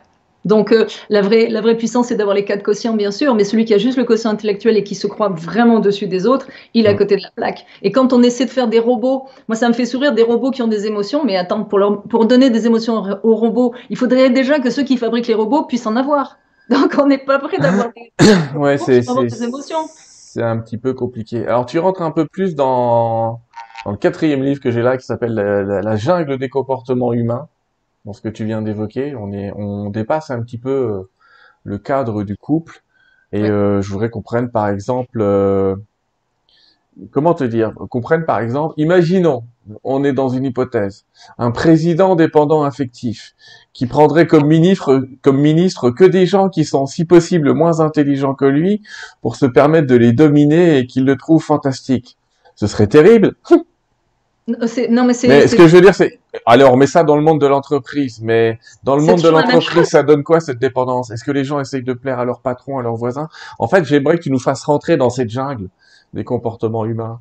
Eh bien, c'est le patron qui donne le ton. Si tu as un patron, moi j'ai coaché des patrons extraordinaires. Ils avaient des problèmes avec les femmes, mais c'était des patrons extraordinaires sur le plancher avec leurs employés. C'est le patron qui donne le ton. Si le patron est ce que j'appelle un dominant versus dominateur dominé, c'est-à-dire un leader. Le dominant est un leader, le dominateur est un dictateur. Donc, quand on a un patron qui est un dominant, il va forcément engager des lieutenants qui seront des dominants aussi. Et il va créer un univers où les employés vont être heureux. Et de toute façon, s'il y a un employé dissident, il va être viré. Donc, il va créer un univers où, étant lui-même un dominant et quelqu'un d'autonome affectivement et donc de respectueux, un leader, il va embaucher d'autres leaders et ces leaders-là vont encadrer des gens qui vont être heureux dans cette entreprise. C'est aussi simple que ça. Maintenant, si tu as un patron dictateur, qu'est-ce qu'il va faire? Il va embaucher des lieutenants dictateurs. Et ces lieutenants dictateurs, comme ils se font taper sur la tête par le patron, ils vont taper sur la tête des employés et tout le monde va taper sur la tête de celui d'en dessous. Parce que tout le monde est terrifié. Tout le monde est terrifié par le patron, alors que le leader, lui, va promouvoir les habiletés de tout le monde. Et au contraire, il va laisser le lead à quelqu'un qui sera plus opérationnel que lui, alors que le dictateur est terrifié qu'on lui prenne sa place. Donc, il va taper sur la tête de ceux qui sont en dessous de lui pour pas qu'ils prennent sa place, pour pas qu'ils soient aussi intelligents que lui. Ouais. Et ça va terminer par des « ça va bien se passer, madame ». Bon. Ça va terminer par des burn-out. Hein. C'est sûr que ça va finir par des burn-out et puis les employés vont s'en aller. Mais il y a des microcosmes. Moi, je dis à mes clients qui sont chefs d'entreprise, je leur dis, mais c'est merveilleux, tu as fait un microcosme dans lequel il y a des gens qui sont respectés. Et c'est un monde de dominants. de leaders. Et ça, c'est extraordinaire. Travailler avec des leaders, c'est extraordinaire, qui font la promotion. D'ailleurs, j'ai monté une formation là-dessus et puis j'explique que tout part de chaque employé. Ça part de ton plexus, ça part de chaque employé, quel qu'il soit. Après, ça rebondit sur l'équipe, ça rebondit sur l'entreprise, ça rebondit sur les clients, ça rebondit aussi sur les fournisseurs. Mais ça part de chacun, que ce soit le PDG ou que ce soit le coursier ou peu importe, ça part du plexus de chacun et ça doit rayonner. Les uns doivent rayonner sur les autres. C'est ça qui est extraordinaire. Et quand des employeurs ont cette dynamique, ils ont une entreprise florissante. Forcément, ils ont une entreprise florissante. Les employés sont heureux, ils donnent leur 100%.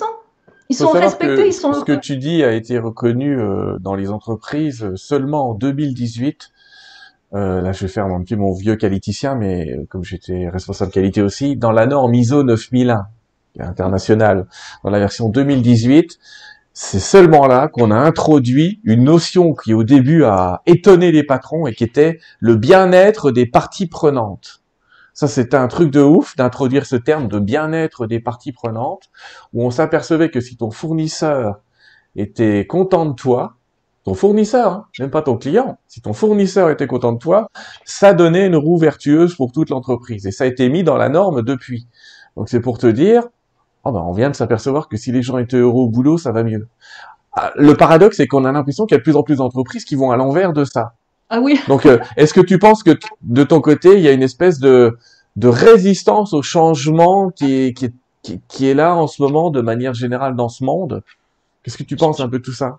Je pense qu'il y a des gens terrifiés et des patrons terrifiés et qui font énormément d'anxiété, qui manquent de confiance en eux et qui écrabouillent tous ceux qui sont en dessous d'eux au lieu de les valoriser, et que la situation actuelle favorise ce genre de comportement avec des gens qui sont terrifiés. À partir de là, tous ceux qui ont toujours bien fonctionné vont traverser la pandémie la tête haute parce qu'ils ont toujours bien fonctionné et capitalisé sur l'humain. Moi, ma définition professionnelle, c'est l'humain avant le gain. Pour moi, c'est très important. Donc, tous ceux pour lesquels c'est le gain avant l'humain, bah, ils perdent l'humain. Ils perdent l'humain. Ça finit en dépression, en burn-out, évidemment. Mais en fait, quand on part du principe qu'un enfant a besoin de reconnaissance, affection, protection, je l'appelle le RAP, reconnaissance, affection, protection. Donc, reconnaissance, on comprend, hein, dire à l'enfant, tu existes, tu fais partie de la famille. Affection, je lui montre, je lui manifeste de l'affection. Du coup, il sait aimer et il sait qu'il peut être aimé. Et la protection, eh bien, c'est de prendre soin de lui tant qu'il en a besoin et ensuite de le lancer dans la vie en lui donnant des conseils pour dans toutes sortes de domaines. Ils sont censés nous préparer. C'est pareil dans une entreprise. Dans une entreprise, les employés ont besoin de reconnaissance, quelle que soit la façon de le traduire. Ils ont besoin d'un environnement où ils sont en sécurité et ils sont bien. Et ils ont besoin d'être poussés, d'être encadrés. Pareil, c'est identique à l'enfance. Donc quand on comprend ça, eh bien, on comprend que pour avoir des équipes florissantes, il faut les valoriser. Et voilà, c'est aussi simple que ça. Et c'est fou que des patrons prennent le contre-pied, sont royalement détestés, ils travaillent dans une énergie épouvantable avec les gens qui les regardent passer avec des couteaux dans les yeux, mais comment ils peuvent faire? Mais tu sais, c'est souvent relatif à l'anxiété que fait le patron. Souvent, là, c'est parce que le patron est pétri d'anxiété et que quelqu'un qui est anxieux, il va être agressif. Ça ne peut pas être autrement. Les gens malheureux sont agressifs. Enfin, les gens qui agressent sont malheureux. Ça ne veut pas dire que tous les gens malheureux sont agressifs, c'est pas vrai. Mais quand tu es agressé, c'est forcément quelqu'un qui est malheureux et qui manifeste un mal de vivre. C'est une explication, pas une excuse. Parce que les gens heureux dont tu fais partie, dont je fais partie, et dont certainement d'autres personnes font partie, on nage dans des eaux bleues cristallines. Moi, j'imagine des couloirs de natation. Chacun son couloir. On nage dans des eaux bleues cristallines, on ne s'occupe pas de ce qui se passe à côté. Et le bonheur, c'est un job à plein temps. Donc, on n'a pas le temps de critiquer ou de faire des vacheries aux autres et on va s'accoler, s'acoquiner aux gens qui réussissent parce que c'est contagieux. On va aller avec des gens heureux, 1 + 1 = 2. Donc, social, professionnel ou privé, on va s'acoquiner à des gens qui font 1 + 1 = 2. Les moins 1 qui vous prennent votre énergie, il vaut mieux s'en éloigner. Donc, dans les entreprises, c'est pareil. Si quelqu'un qui t'agresse, un patron qui agresse, un supérieur hiérarchique qui agresse, c'est parce qu'il a peur que tu lui prennes sa place. Tu es plus intelligent que lui, tu l'as démontré. Regarde, tous les dictateurs de ce monde, de quoi ils ont peur? Qu'est-ce qu'ils font en général? Quand ils arrivent au pouvoir, ils tuent tous ceux qui seraient susceptibles de prendre leur place, évidemment. Et il faut savoir que le dominateur, il sait tout. et que celui qui sait tout n'apprend plus rien. Donc il n'y a plus aucune possibilité d'évolution. Et dans l'histoire de l'humanité, on a toujours vu les dominateurs essayer de détruire les dominants, toujours. J'en veux pour preuve Galilée, c'est un exemple que j'adore. Galilée a découvert que la Terre était ronde, mais quelle découverte extraordinaire! C'est fabuleux. Eh ben non, on l'a obligé à se rétracter. Il a été condamné à mort par la religion catholique. Sa sentence a été commuée en assignation à résidence, donc il a dû rester enfermé chez lui jusqu'à la fin de ses jours, alors que ça ne faisait pas l'affaire de l'Église. Donc l'Église a voulu étouffer une information extraordinaire et révolutionnaire. Mais c'est toujours comme ça. Le dominateur va toujours essayer de détruire les dominants parce qu'ils en savent plus que lui. C'est logique dans ce cas de figure. Ouais. C'est logique. Alors que le dominant, lui, est toujours en train d'évoluer. Et il va toujours favoriser les habiletés de ses lieutenants et parce que c'est tous pour un pour tous. Tandis que le dictateur, non, ça c'est sûr. C'est comme le jeu des marmottes. S'il y en a un plus intelligent qui sort la tête, il tape dessus avec un marteau. Là, il n'est pas question qu'il y en ait un qui manifeste plus d'intelligence que lui. C'est pas possible. Et puis, il faut savoir que les grands dictateurs de ce monde sont toujours sous la domination de leur enfant intérieur. C'est ça qui est comique. C'est qu'ils pensent qu'ils dominent, mais non, ils sont sous la domination de leur enfant intérieur qui est terrifié de perdre le pouvoir ou de perdre l'argent. Ils vont créer des discriminations et en même temps ils vont perdre. Pour reprendre l'exemple de Galilée, tout le monde se souvient de ça, d'une de ses dernières phrases, c'est-à-dire, pour vous redonner l'histoire de Galilée, il a dû se parjurer et dire non, elle est plate, mais juste avant de mourir ou peu de temps avant, il a dit et pourtant, elle tourne. Et c'est juste pour dire que les vérités finissent toujours par ressortir et que ces techniques de dictateurs finissent toujours par se voir, parfois trop tard. C'est pour ça d'ailleurs que c'est intéressant et tu l'expliques aussi. Je l'expliquais par rapport à ce qui se passe en ce moment.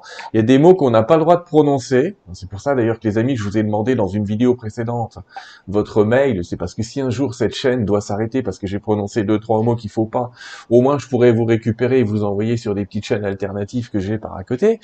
Mais sinon c'est compliqué. Mais par exemple, je prends le cas du cancer, pour pas prononcer le mot dictature, que tu as prononcé. Dans le cadre du cancer, vous préférez qu'on vous dise que vous avez un cancer quand vous avez les premiers symptômes et que ça se soigne, ou qu'on vous le dise quand c'est métastasé, c'est-à-dire quand c'est trop tard, quand vous êtes déjà enfermé dedans et que vous allez mourir. Alors vous allez dire, ah bah dans ce cas-là, je préférais qu'on prononce le mot dès le début. Oui, mais voilà. Par contre, à l'inverse, si on vous prononce le mot dictature, autoritarisme, manque de liberté, oh bah non, c'est pas ça. Ah non, on n'est pas en train de vous dire qu'on est au bout du bout, on est en train de vous dire qu'on en prend le chemin. Et là, pour rebasculer avec ce que tu dis toi, c'est pareil, on a le droit de prononcer parfois des mots un peu extrême dans une relation parce qu'on sent qu'on va aller vers là-bas. Et vaut mieux détecter les symptômes au début et prononcer le mot même s'il est faux que de passer à côté en disant non, c'est pas ça. Finalement, se cacher la vérité, c'est une perte de temps dans ces histoires-là. Mais oui, mais c'est parce qu'on rebondit sur ce que j'ai dit tout à l'heure, se cacher la vérité, c'est être incapable de l'accepter, donc on va la tordre. Moi, quand j'étais enceinte, comme je le racontais tout à l'heure, mais je n'avais qu'à prendre ma voiture et faire 1 kilomètre pour aller voir si la voiture de mon mari était devant la maison de sa maîtresse. J'ai refusé de le faire. J'ai refusé de le faire. Je me disais non, mais tout à coup, qu'il passerait toutes ses nuits ailleurs. Il était entraîneur de chevaux de course. Je me disais, mais peut-être qu'il passe les nuits à l'écurie. Peut-être que.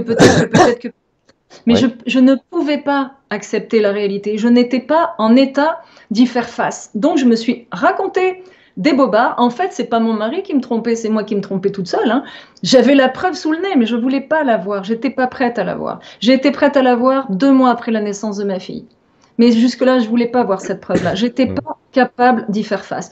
Donc, quand on n'est pas capable, il ne faut pas réveiller des somnambules. C'est très dangereux de réveiller un somnambule. Donc, toutes les personnes qui sont endormies ou qui ne voient pas ce qui se passe ou qui ne voient pas qu'elles sont humiliées parce qu'elles ne savent pas que c'est de la violence verbale, par exemple, ou de la violence psychologique, ben, il ne faut pas leur dire, t'as pas vu là, non, ton conjoint là, ou ta conjointe, c'est une perverse narcissique, vous allez vous faire voler dans les plumes. Il ne faut pas faire ça. Il faut amener la personne à réfléchir et prêcher par l'exemple. Moi, c'est ce que je dis toujours, le leader prêche par l'exemple, soyons heureux, et jusqu'à ce que des gens nous demandent, mais comment tu fais pour être heureux? Là, on a l'ouverture de le dire, mais il ne faut pas dire aux gens, tu vois pas que tu es malheureux, non? Mais on va se faire entrer dedans. Oui. Il ne faut pas faire ça. Oui, c'est ce que j'allais dire. Il vaut mieux avoir un échantillon sur soi de ce qu'on va vendre aussi, ça peut être sympa. On a fait un peu le tour, si tu veux mon avis, Pascal. Dans les livres, évidemment, que je viens de remontrer à nouveau à l'écran, il y a plein de méthodes, il y a plein de techniques qui dépendent de la situation, qui dépendent de la personne à laquelle vous êtes. Il n'y a pas de méthode absolument générique, parce qu'il faut commencer, j'allais dire, un petit peu à faire son diagnostic de soi et le diagnostic de l'autre. Et des fois, on va être étonné, on va se dire, merde, le problème, c'est moi. Comme je dis toujours, hein, quand tout le monde vous dit que vous êtes con, il y a quand même un moment, il faut se poser une question. Mais mais l'idée, c'est le diagnostic de soi, le diagnostic de l'autre, le diagnostic de la relation à l'autre. Finalement, c'est 3 diagnostics différents. Oui, Parce qu'il y a le personnage, l'autre personnage, et les relations entre les personnages. Donc, on peut avoir, avec 2 personnes, on peut avoir 4 fonctionnements presque différents. Et bien donc, sûr. tu nous aides dans le livre à trouver des méthodes, des techniques, des moyens dans les rapports humains, dans les rapports personnels. J'allais presque dire aussi dans les rapports transpersonnels, parce que tu parles aussi de l'aspect religieux, effectivement, et de l'importance de la religion et des dogmes qui sont venus écraser, pour certains, le couple, et pour d'autres, le magnifier. Enfin, peu importe, chacun choisira ce qu'il a envie, parce que j'ai vu des trucs défiler, mais chacun choisit ce qu'il a envie. Et j'ai envie de dire, dans cette dernière partie d'émission, on va peut-être passer aux questions-réponses, si ça te va. Ah bah, très bien. Je voulais juste te dire que j'ai mis une chemise bûcheron pour faire un petit clin d'œil au Au Canada. Canada. Ah, bon, on y est tous les deux, on est tous les deux au Québec. Donc, toi, C'est ça. t'étais parti à Ottawa, moi, je suis parti à Québec. On a fait notre part de colibri cette semaine sur ce qui est en train de se passer. Euh, mais effectivement, vous inquiétez pas, on est sur la bonne route, je vais dire, pour faire un jeu de mots. Les amis, si vous avez envie de poser des questions à Pascal ou à moi, enfin à Pascal surtout, hein, à moi, vous verrez, c'est plus tard. Mais point d'interrogation, vous mettez votre question et je vais en sélectionner quelques-unes, pas toutes, je suis désolé. Je commence par la première question qu'on nous a posée tout à l'heure. Dominique nous demande, bonsoir Pascal, bonsoir Sylvain, pouvez-vous nous affirmer qu'un couple équilibré est un couple où l'adultère n'a pas sa place? Oui. Vous avez une autre question? Oui, j'avais envie de dire pareil, pas mieux, pas mieux. Ben oui, oui, ça rebondit sur ce qu'on a dit. Quand on est comblé par la personne et qu'on remet une bûche dans le foyer, comme on dit en bon québécois, et qu'on entretient Mm. la relation, on n'a pas envie d'aller ailleurs. C'est qu'il y a quelque chose qui s'est essoufflé. Tu sais, en fait, c'est la tête, le cœur et les tripes dans une relation. C'est 3 points. La tête, c'est les croyances, les valeurs, l'éducation, la vision du couple, la philosophie de vie. Le cœur, c'est les sentiments, bien sûr, et les tripes, c'est le sexe. Si les trois sont pas identiques chez les deux personnes, il va y avoir des dysfonctionnements. Il y en a beaucoup qui vont fonctionner que sur le sexe, mais il y en a un des deux qui sera pas assez écouté, il va trouver quelqu'un d'autre qui va l'écouter. Il y en a d'autres qui seront écoutés, mais il n'y aura plus de sexe, ben, il va aller chercher quelqu'un qui va lui donner du sexe. On va Mm. aller se nourrir de ce dont on n'a pas été nourri dans le couple. Mais si on a été nourri à tous les niveaux, si vous êtes dans un hôtel 5 étoiles avec des repas adéquats et que vous êtes absolument heureux, pourquoi vous iriez au camping d'à côté? C'est d'accord avec toi. Pour ceux qui veulent savoir plus, il y a une belle chanson de Grand Corps Malade qui s'appelle Mon cœur, ma tête et mes couilles. Je vous invite à écouter cette chanson qui, à elle-même, vaut largement un livre. Donc, vous allez voir. Non, franchement, il a fait une très belle chanson. Grand Corps Malade. Donc, mon cœur, ma tête et mes couilles. Je vous invite vraiment. Ça, c'est marrant, mais... Et alors, une autre question qui est de Stéphane qui te demande, est-ce que ton parcours de PNL a impacté qui tu es aujourd'hui? Bien sûr, oui, oui, oui, oui. En fait, ben, je suis post-maître en PNL, j'ai donc passé tous mes diplômes, mais ce qu'il y a de magnifique dans la PNL, c'est qu'après, c'est évolutif. C'est moi qui ai monté mes propres techniques en fonction de ce que j'ai appris. C'est-à-dire, j'ai appris les gammes, après, j'ai joué les concertos des autres, et aujourd'hui, je crée mes propres concertos, totalement adaptés à ma clientèle, pour la confiance et l'estime, quel que soit le problème qu'elles veulent régler. Et en fait, mon métier, c'est de travailler au bonheur des gens et de les aider à construire leur propre bonheur. Donc oui, oui, la PNL, bien sûr, une fois qu'on a compris, je suis fascinée par le cerveau. Fascinée, et je l'ai appris en autodidacte, c'est pas la PNL qui me l'a appris. On n'apprend rien non plus en PNL au niveau de la dépendance affective, il a fallu que je la vive et que je la terrasse pour comprendre. Mais c'est vrai que ça a un impact, bien sûr, un impact, le cerveau... Ben, programmation, on en a parlé tout à l'heure, hein, neuro, le cerveau, linguistique, le langage. D'ailleurs, je voulais dire que le langage est important. Écoutez ce que disent les gens, vous allez savoir s'ils sont soumis ou s'ils sont dominateurs. Il faut écouter juste les paroles des gens et on peut décoder tout de suite où ils sont. Ouais. J'ai souvent savoir entendre, c'est la moitié de la thérapie. Niveau PNL, les amis, comme on rentre dans le développement personnel, on aura forcément une émission qui, à un moment ou à un autre, va vous parler de PNL. On donnera quelques techniques, peut-être on parlera du switch, vous verrez qu'on peut faire des trucs sympas rapidement avec votre mental et inverser les valeurs. enfin des valeurs, des échelles, on parlera dans le bon vocabulaire, mais on fera ça dans une autre émission. Mais merci pour ta question, Stéphane. Une autre question, alors j'ai plein de gens qui disent merci à toi, j'ai lu ton bouquin, ça m'a sauvé la vie. Ouais, il y a quand même pas mal de gens qui sont assez contents et c'est normal parce que ça les aide aussi. Alors, il y en a aussi des gens qui disent, il y a aussi des gens qui disent, j'ai lu ton bouquin, mais je suis toujours tout seul. Tu leur dirais quoi? Eh ben, je leur dirais que ça dépend du signal qu'ils envoient. Peut-être que c'est un problème de site internet subliminal. Qu'est-ce qu'ils envoient dans leurs auras? Est-ce que vous avez peur d'être avec quelqu'un? Est-ce que vous avez peur de rencontrer une mauvaise personne? Tout est relatif à ça. Est-ce que vous êtes bien avec vous-même? Parce que ça, il suffit pas de lire le livre. Hein. Ceux qui sont entre 1 et 4 vont lire mes livres, ils vont se remettre en selle tout seuls. Ceux qui sont à 5 et plus, ils ont besoin d'aide. Donc ça dépend où on en est. C'est pas juste, bon, bah, j'attends la bonne personne. Est-ce que vous êtes bien avec vous-même pour commencer? Parce qu'il faut être un célibataire heureux. Le célibat heureux, c'est le diplôme qui permet l'entrée à l'université des couples heureux. Donc, est-ce que vous êtes heureux? Est-ce que vous êtes bien dans votre peau? Est-ce que vous êtes confiant de rencontrer quelqu'un et d'être capable de lui dire non si c'est pas la bonne personne? Ou est-ce que vous avez peur? Il y a ça aussi. Il y a la peur, hein, c'est l'enfant intérieur. Quand la peur est installée, eh bien, on va plutôt rester en dedans de soi alors qu'il faut rayonner. Moi, je le dis, si tu rayonnes, Sylvain, si tu rayonnes, tu attires un soleil ou des soleils. Mais si on est méfiant, parce qu'il y a ça aussi, c'est la différence entre la méfiance et la prudence. Dans la méfiance, tout le monde est coupable jusqu'à preuve du contraire. C'est rare quand on est coupable d'arriver à prouver qu'on est innocent, quand on est coupable dans la tête de quelqu'un qui est dépendant affectif et qui est terrifié. Alors que, à l'inverse, être prudent, c'est que tout le monde est innocent jusqu'à preuve du contraire. Donc il faut savoir où vous vous situez. Si vous êtes dans la méfiance, ça complique le jeu. Il faut être dans la prudence. Alors, une autre question ici de Ellis qui nous dit bonsoir, cette peur de perdre qui rend aveugle, la situation de dépendance affective peut-elle se cristalliser dans le corps? Si oui, y a-t-il des symptômes reliés à cet aveuglement? Autrement dit, est-ce que le corps peut te dire je suis en dépendance affective? Oui. Oui, j'ai un monsieur qui m'a appelé hier de Suisse et il sait qu'il n'est pas avec la bonne personne parce que tout son corps le lui crie. Il a mal partout, il fait de l'anxiété. La personne est gentille, hein, sa conjointe est gentille, mais c'est pas la bonne personne. Et il n'arrive pas à le lui dire. Donc du coup, c'est son corps qui se manifeste. Mais oui, ça va commencer par de l'inconfort et puis après, ça va faire des épisodes d'anxiété, puis après de l'anxiété généralisée si vous n'êtes pas avec la bonne personne. De toute façon, l'anxiété, c'est une allergie à un environnement. Donc, c'est soit une allergie à une personne ou une allergie à un environnement professionnel ou à un environnement quelconque, mais c'est forcément une allergie. Parce que quand on est à la bonne place, il n'y a pas d'anxiété. L'anxiété, c'est un détecteur de fumée qui vous dit qu'il y a quelque chose qui ne va pas. Donc, il faut l'identifier. Oui, le corps parle. Et si on ne quitte pas la personne, il y avait une femme, son mari l'a trompée à tour de bras et elle l'avait quitté, elle avait un cancer du sein. Elle l'a quitté, elle a été en rémission. Et cette femme a décidé de retourner avec cet homme-là. Et évidemment, on lui a dit, mais tu sais ce que tu risques? Et elle a répondu, oui, mais je préfère mourir avec lui que vivre sans lui. Elle y est retournée, elle est morte du cancer du sein. C'est un choix. Absolument. Alors, oui, ça choque, mais ça arrive, effectivement. Pascal, est-ce qu'on peut avoir plusieurs rois dans la vie, me demande Véronique, ou est-ce que quand on a rencontré son roi, il n'y a plus de place pour un autre?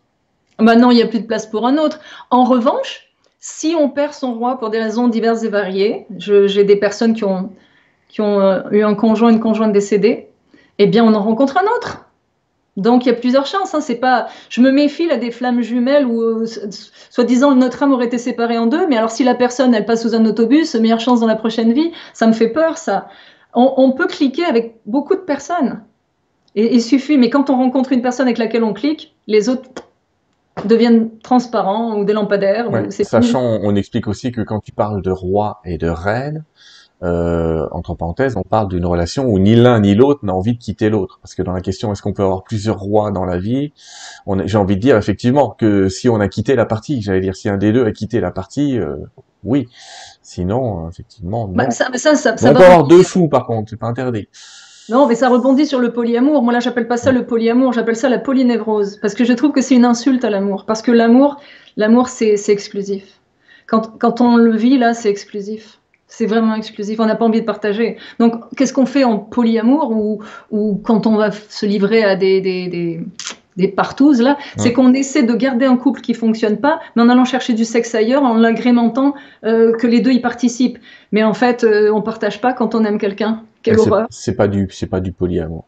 Non, c'est de la polynévrose. C'est encore autre chose. Ouais, voilà. C'est de la polynévrose. Mais bon. Après, j'ai connu des gens qui vivent à 3 et ça se passe vachement mieux. Donc, je vais laisser chacun décider de ce qu'il a envie de faire. Enfin, vachement mieux. Quand je dis vachement mieux, ça se passe bien. Je te dis vachement mieux parce que je me suis occupé, j'ai travaillé un peu avec eux. Mais en tout cas, voilà. Effectivement, peu importe le couple que vous êtes, homme, femme, et j'ai presque envie de dire à 3, machin.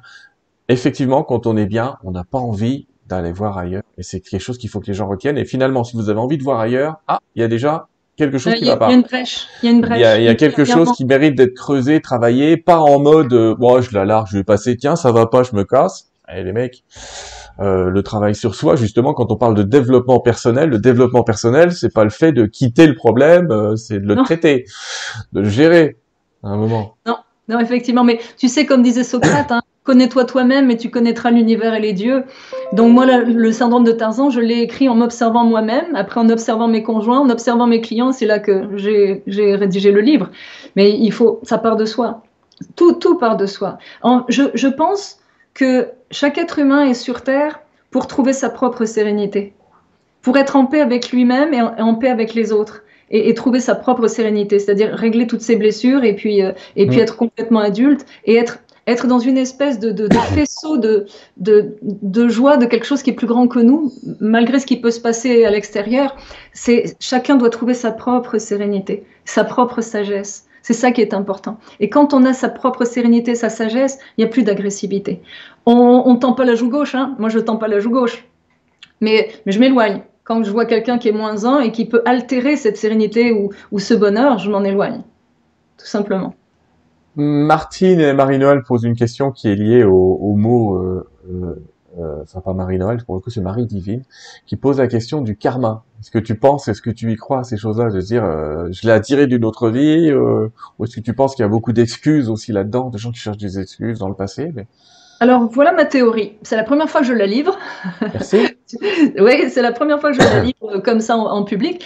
En fait, ma théorie, c'est que il y a 98% de jeunes âmes et 2% de vieilles âmes. Et que les jeunes âmes, elles vont d'une vie à l'autre. Et que d'une vie à l'autre, elles gagnent des points, des air miles, jusqu'à ce que le niveau de conscience s'éveille. Et quand le niveau de conscience s'éveille, elles sont capables de se rendre compte qu'il y a quelque chose qui cloche dans leur vie. Parce que je me suis rendu compte que 98% de la population est vendue aux fausses croyances du style « aimer c'est souffrir ». Il y en a toujours un qui domine, oui, en dépendance. Les extrêmes s'attirent, oui, en dépendance, sinon qui se ressemblent s'assemblent. On ne peut pas tout avoir dans la vie. Qu'est-ce qu'il y a d'autre comme fausses croyances? Enfin, il y en a encore d'autres qui sont tellement ancrées chez les gens qu'on se rend compte qu'ils ne peuvent pas s'en détacher. Et moi, puisque ça fait longtemps, depuis 2007 que je suis dans les médias, je me suis longtemps demandé pourquoi les gens ne comprenaient pas que c'est pas vrai qu'il faut faire des sacrifices, des concessions et des compromis. C'est pas vrai. Il faut communiquer, il faut se mettre l'un à la place de l'autre pour comprendre ce qu'il défend comme position et ensuite trouver la zone de confort. Quand on dit on peut pas tout avoir dans la vie, mais c'est pas vrai, il y a des gens qui ont tout. L'amour ne dure pas, mais c'est tellement des fausses croyances. Et je me suis posé la question, Sylvain, je me suis dit, mais c'est pas possible. Pourquoi est-ce que dans ma clientèle, il y a des combatifs qui sont prêts à se retrousser les manches, à prendre le taureau par les cornes et puis à foncer, et des passifs qui attendent qu'on fasse abracadabra. Moi, les passifs, je les prends plus parce que je suis pas la bonne solution pour eux. Donc, je me suis posé ces questions pendant de nombreuses années et je suis intimement persuadée que notre but sur Terre, c'est de passer d'une vie à l'autre. Le corps nous sert à avoir des expériences. On fait ces expériences. On a le niveau de conscience suffisant et nécessaire à un moment donné pour se dire, oh, il y a quelque chose qui va pas et je veux comprendre ce que c'est. Parce qu'en fait, il y a les gens qui barbotent dans la saleté, puis ils sentent pas que ça pue, ils pensent que c'est ça la vie, que c'est souffrir. La vie, c'est souffrir avec quelques petits moments comme ça. Puis après, il y a ceux qui sont heureux, mais qui savent pas comment ils ont fait, et qui ont très peur de perdre ce bonheur, et eux, ils vont finir par le perdre. Et après, il y a les gens heureux qui savent comment ils sont arrivés là et qui savent le maintenir. Donc, oui, je pense qu'il y a un karma d'une vie à l'autre, qu'on répare des choses dans cette vie-là, qu'il y a des choses qu'on a faites dans la vie précédente qu'on est obligé de réparer dans celle-là, et tant mieux, on peut les réparer. Je ne peux pas croire qu'on aille en enfer ou des trucs comme ça. Je me suis toujours demandé ce que Hitler était devenu dans sa vie suivante. Probablement qu'on l'a plaint. Probablement qu'on lui a dit, oh pauvre, il a dû avoir une vie mais moche, moche, moche. Mais peut-être qu'on l'a plaint et qu'on voulait le sauver. Mais je pense profondément qu'une fois qu'on a acquis cette sagesse, on n'a plus besoin du corps et après on passe dans une autre dimension. Mais ça, là, c'est encore autre chose. Mais voilà. C'est pour ça que... Et je te laisse avant à ton avis, parce que c'est toi l'invité et que j'ai pas à me poser le mien, parce qu'on me demande le mien, c'est un petit peu différent, mais chacun son avis, et c'est pas, vous inquiétez pas, il y a assez de place pour plein de mondes différents. Question de Véronique, est-ce qu'un roi et une reine doivent obligatoirement être célibataires quand ils se rencontrent? J'aime bien la question. Oui, c'est plutôt indiqué. Évidemment, il y a toujours des contre-exemples où il y a deux personnes mariées qui ont un coup de foudre et qui se séparent de leur conjoint. Ça peut arriver, ça peut arriver. Mais c'est toujours, en fait, quand quelqu'un est obligé de quitter son partenaire, il peut y avoir une culpabilité qu'il va traîner. C'est assez compliqué. Dans l'idéal, il vaut mieux que les deux soient célibataires depuis un petit bout de temps. Mais encore une fois, il y a toujours des contre-exemples. Mais si les deux personnes voient qu'elles sont vraiment faites l'une pour l'autre et que les deux autres conjoints étaient vraiment pas adéquats, on verra sur la distance. On verra sur la distance. Mais en tout cas, ce que ça démontre, c'est que les deux conjoints sont pas adéquats. Là, c'est déjà une information. D'accord. J'ai une question. On est dans les dernières. Hein. Ne t'inquiétez pas. Ne t'inquiète pas. On va se détendre. On va. Oh, je peux parler tout Non, je sais que tu peux parler des heures. Je dis les amis, parce que je sais qu'il y en a que ça met un petit peu sous tension de se dire ils m'écrivent l'amour c'est plus complexe que ça. Là. Oui, il y a toujours des exceptions et on peut pas ce soir vous dire il y a une. Je vous l'ai dit, on peut pas vous dire il y a une règle, il y a une méthode, il y a une technique. Vous l'appliquez, c'est terminé, ça va marcher à tous les coups. Il y en a qui écrivent les combatifs n'ont pas besoin de conseils. Oui, mais ça dépend lesquels. Donc encore une fois, on peut pas catégoriser à droite et à gauche. Ce qu'on sait par contre, c'est que ceux qui attendent la solution trop à l'extérieur et qui pensent qu'ils n'auront pas de travail à faire, là c'est mort. Là perdez pas votre temps. Hein. On peut être combatif et pas avoir les bonnes informations. Moi, c'est le cas de ma clientèle. Ce sont des combatifs, mais ça fait 10 ans qu'ils cherchent la solution, ou 20 ans, ou peu de temps. Ils sont combatifs. Ils ont le moteur, mais ils n'ont pas la direction. Et c'est là qu'on peut intervenir pour leur donner la direction. Mais quelqu'un de combatif, c'est extraordinaire. Il va chercher jusqu'à ce qu'il trouve. Mais encore faut-il qu'on l'aide à se retrouver lui-même. Il y en a beaucoup qui vont se battre pendant longtemps, jusqu'à ce qu'ils trouvent la solution. Mais ce que j'admire, c'est qu'ils ne baisseront jamais les bras. C'est ça que j'admire chez les combatifs. Ils vont trouver. Les qualités du guerrier de la lumière, comme je dis toujours, sont très importantes dans ce genre de cas. Et je tiens à vous dire que quand je vous ai dit si vous n'êtes pas compatible, c'est mort. Je suis pas en train de vous dire que votre situation est bloquée, terminée, foutue. Ce que je suis en train de vous dire, c'est faut attendre le moment opportun. Il y a des moments comme ça où on a des zones de courage, j'allais dire à l'intérieur de soi, qu'on sent et on se sent combatif. Et puis il y a des moments où on se sent pas combatif. Bah parfois, faut accepter de pas être dans ces moments-là et accepter un petit peu de vivre avec soi un certain temps. Puis il n'y a pas de presse, comme on dit au Québec. On n'est pas obligé. Il n'y a pas urgence absolue à régler le problème dans les 4 minutes et demie. Non. Surtout quand c'est un problème relationnel. Hein. Il suffira pas de dire tiens, on va faire une liste de ce que t'aimes, une liste de ce que j'aime, et puis on a réussi. Non, c'est un petit peu plus complexe que ça. Ça fait 12 ans que le problème est réglé. N'espérez pas le régler en 12 minutes et demie. Donnez-vous au moins quelques mois, à minima. Tout à fait. Un minima. Bon, les gens sont contents pour le karma. Pardon. Qu'est-ce que j'ai ici? La dernière question que je voudrais te poser, je vais essayer de la déduire un peu de ce que vous écrivez parce qu'il y a beaucoup plus de témoignages que de questions. Et j'ai une question qui est un peu sous-entendue. Qu'est-ce qu'on fait des ex? Ah, bonne question. Si ce sont des personnes avec lesquelles vous vous êtes quitté en bonne intelligence, très bien. Si ce sont des personnes qui ont broyé vos valeurs et qui ont eu des comportements déplacés, je ne vois pas pourquoi, s'ils n'ont pas été des bons conjoints, ils pourraient être de bons ex. Donc c'est à vous de savoir où est le curseur par rapport à vos valeurs, qu'est-ce qui est acceptable et qu'est-ce qui ne l'est pas, et puis de voir s'ils sont encore fréquentables ou pas. Est-ce que vous êtes sur le même registre de valeurs et de respect ou pas?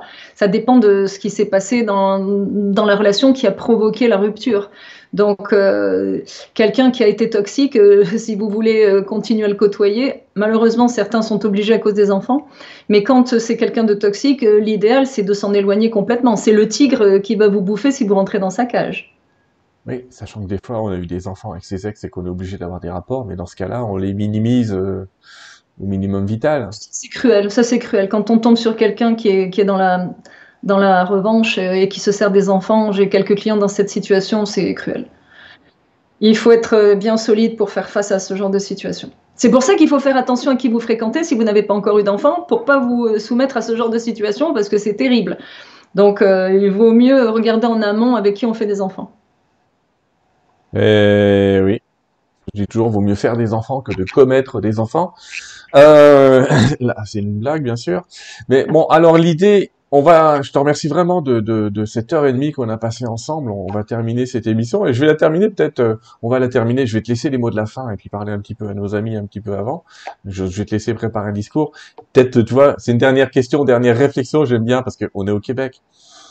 Enfin, en tout cas, nous deux, on est au Québec. Et il y a Dominique, qui m'écrit: Garou, celui qui n'a jamais été seul au moins une fois dans sa vie, peut-il seulement aimer, peut-il aimer jamais? Qu'est-ce que ça évoque, cette chanson de Garou, chez toi?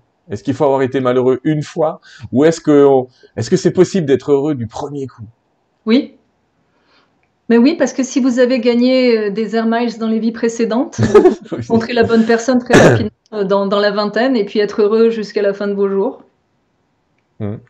Oui. Bon. Mais on n'est pas obligé de souffrir, hein, mais c'est pas une obligation. C'est sûr que la personne qui a jamais souffert, il y a, comment il s'appelait? Christian Tétrault, c'est un animateur de radio qui a toujours été heureux, qui a eu une enfance parfaite, des parents formidables, une femme extraordinaire, des enfants. Et là, contre toute attente, sa petite fille de 2 ans meurt dans ses bras. Il en a fait un livre. Et là, il a plongé dans les abysses. Il n'avait jamais souffert de sa vie. Il a été confronté à la pire situation qui soit. Perdre un enfant. Et il est parti en dépression et il raconte son parcours. C'est sûr que quand on sait que si on tombe de cheval, on se fait pas mal, on remonte. Mais si on n'est jamais tombé de cheval, on finit par avoir peur de tomber. Mais oui, il y a des personnes qui peuvent très tôt rencontrer la bonne personne et ça peut cliquer à tous les niveaux. Et voilà, ouais, bien sûr. Et puis il y a des gens qui ont cette intelligence aussi parfois de vivre des expériences à travers les autres. On peut se faire son développement personnel en écoutant un peu le chemin des autres et en apprenant des autres histoires, pas que de la sienne, mais Exact, mais c'est comme ça que je commence gagner au jeu des échecs amoureux. J'écris que ce livre-là est destiné aux jeunes qui démarrent leur vie affective et aux moins jeunes qui n'ont toujours rien compris et qui tournent en rond. Jeunes célibataires ou vieux retraités, on vous en prie, vous pouvez vous tourner vers ce livre qui est gagner au jeu des échecs amoureux. C'est le 3e que vous voyez un petit peu sur sur cette petite pancarte. Pascal, je te remercie beaucoup de ce moment qu'on vient de passer. Je vais discuter avec nos amis un petit peu et puis je te laisse les mots de la fin pour dire quel est le message que tu voudrais, j'allais dire, laisser à la postérité de Terre 2 en attendant qu'on fasse peut-être une autre émission un jour sur autre chose. On verra bien, mais merci en tout cas d'être venu. Merci à toi. On se retourne vers toi juste après. Les amis, merci de votre présence, merci à ceux qui ont cliqué en dessous, les pouces bleus, les abonnements, etc. C'est intéressant parce qu'effectivement, ça aide nos amis de YouTube à pousser un petit peu la vidéo. J'aime bien le chiffre à cette heure-ci, le nombre de lectures, 5555. C'est sympa, j'aime bien cette petite coïncidence, donc je vous dis merci. Merci à ceux qui se sont inscrits à ma mailing list, ça vous permettra de recevoir mes prochaines émissions, mes prochaines humeurs. Alors vous voyez, dans ma dernière lettre, j'avais écrit dans la prochaine émission, ce serait peut-être en mars parce que j'étais un petit peu fatigué, mais vu le nombre de personnes qui se sont inscrites, je me suis dit, quand même, faut que je fasse quelque chose. Alors, vous savez quoi les amis? On se rejoint dans 15 jours et je vais avoir comme invité moi. Donc, globalement, on va faire une petite émission entre nous sur Terre 2 TV dans laquelle je vais évoquer assez rapidement toutes les émissions qu'on a fait depuis 6 mois ensemble sur Terre 2 TV. Donc, on va faire un petit débriefing comme ça. Et puis après, on se fera un petit question-réponse entre nous. Et puis, on verra si on se fait ce genre d'émission tous les 6 mois pour débriefer un petit peu cette chaîne, débriefer un petit peu vos envies, vos désirs aussi, sachant que je ne peux pas avoir tous les invités que je veux et que, pour être sérieux, je les trie sur le volet, c'est-à-dire que je ne prends que des gens qui savent de quoi ils parlent, et qui parlent pas de ce qu'ils savent. Vous voyez, il y a une nuance entre les deux, souvent, que j'entends, surtout dans le domaine effectivement spirituel. On se revoit je suis en train de préparer des émissions, j'ai déjà en tête, mais je vous les dis pas, moi, tant que c'est pas signé, j'allais dire en bas à droite, même si on n'a pas de contrat, je vous raconterai. Merci à vous, merci beaucoup d'avoir été ce soir si nombreux finalement à être là pour écouter cette première émission dans le développement personnel et la dépendance affective. Il y en aura d'autres, on verra les sujets qu'on entame. C'est un sujet vaste où il y a plein de choses à voir et à comprendre, sachant qu'il y a toujours des exceptions. Il y a toujours des exceptions. Et parfois c'est vous l'exception. Donc ne vous sentez pas visé partout, c'est ça que j'essaye de vous dire. Pascal, je te laisse les mots de la fin. En t'en remerciant encore. Eh bien, je te remercie aussi, ravie d'avoir passé ce bon moment avec ceux qui nous regardent en direct et ceux qui nous regarderont en différé. J'ai juste 3 choses à dire. Le bonheur existe et l'amour est simple. C'est très simple, l'amour. Et prenez soin de votre avenir, c'est là que vous passerez le reste de votre vie. Magnifique. C'est pas de moi, c'est d'un auteur inconnu. Mais c'est une phrase que j'aime beaucoup. Donc prenez soin de votre avenir, c'est là que vous passerez le reste de votre vie. Et tout repose sur la confiance et l'estime. Et ça se muscle. Merci à toi. Au revoir et à bientôt. Au revoir, merci. Mais si vous voulez les coordonnées de Pascal, c'est sous la vidéo les amis. Au revoir.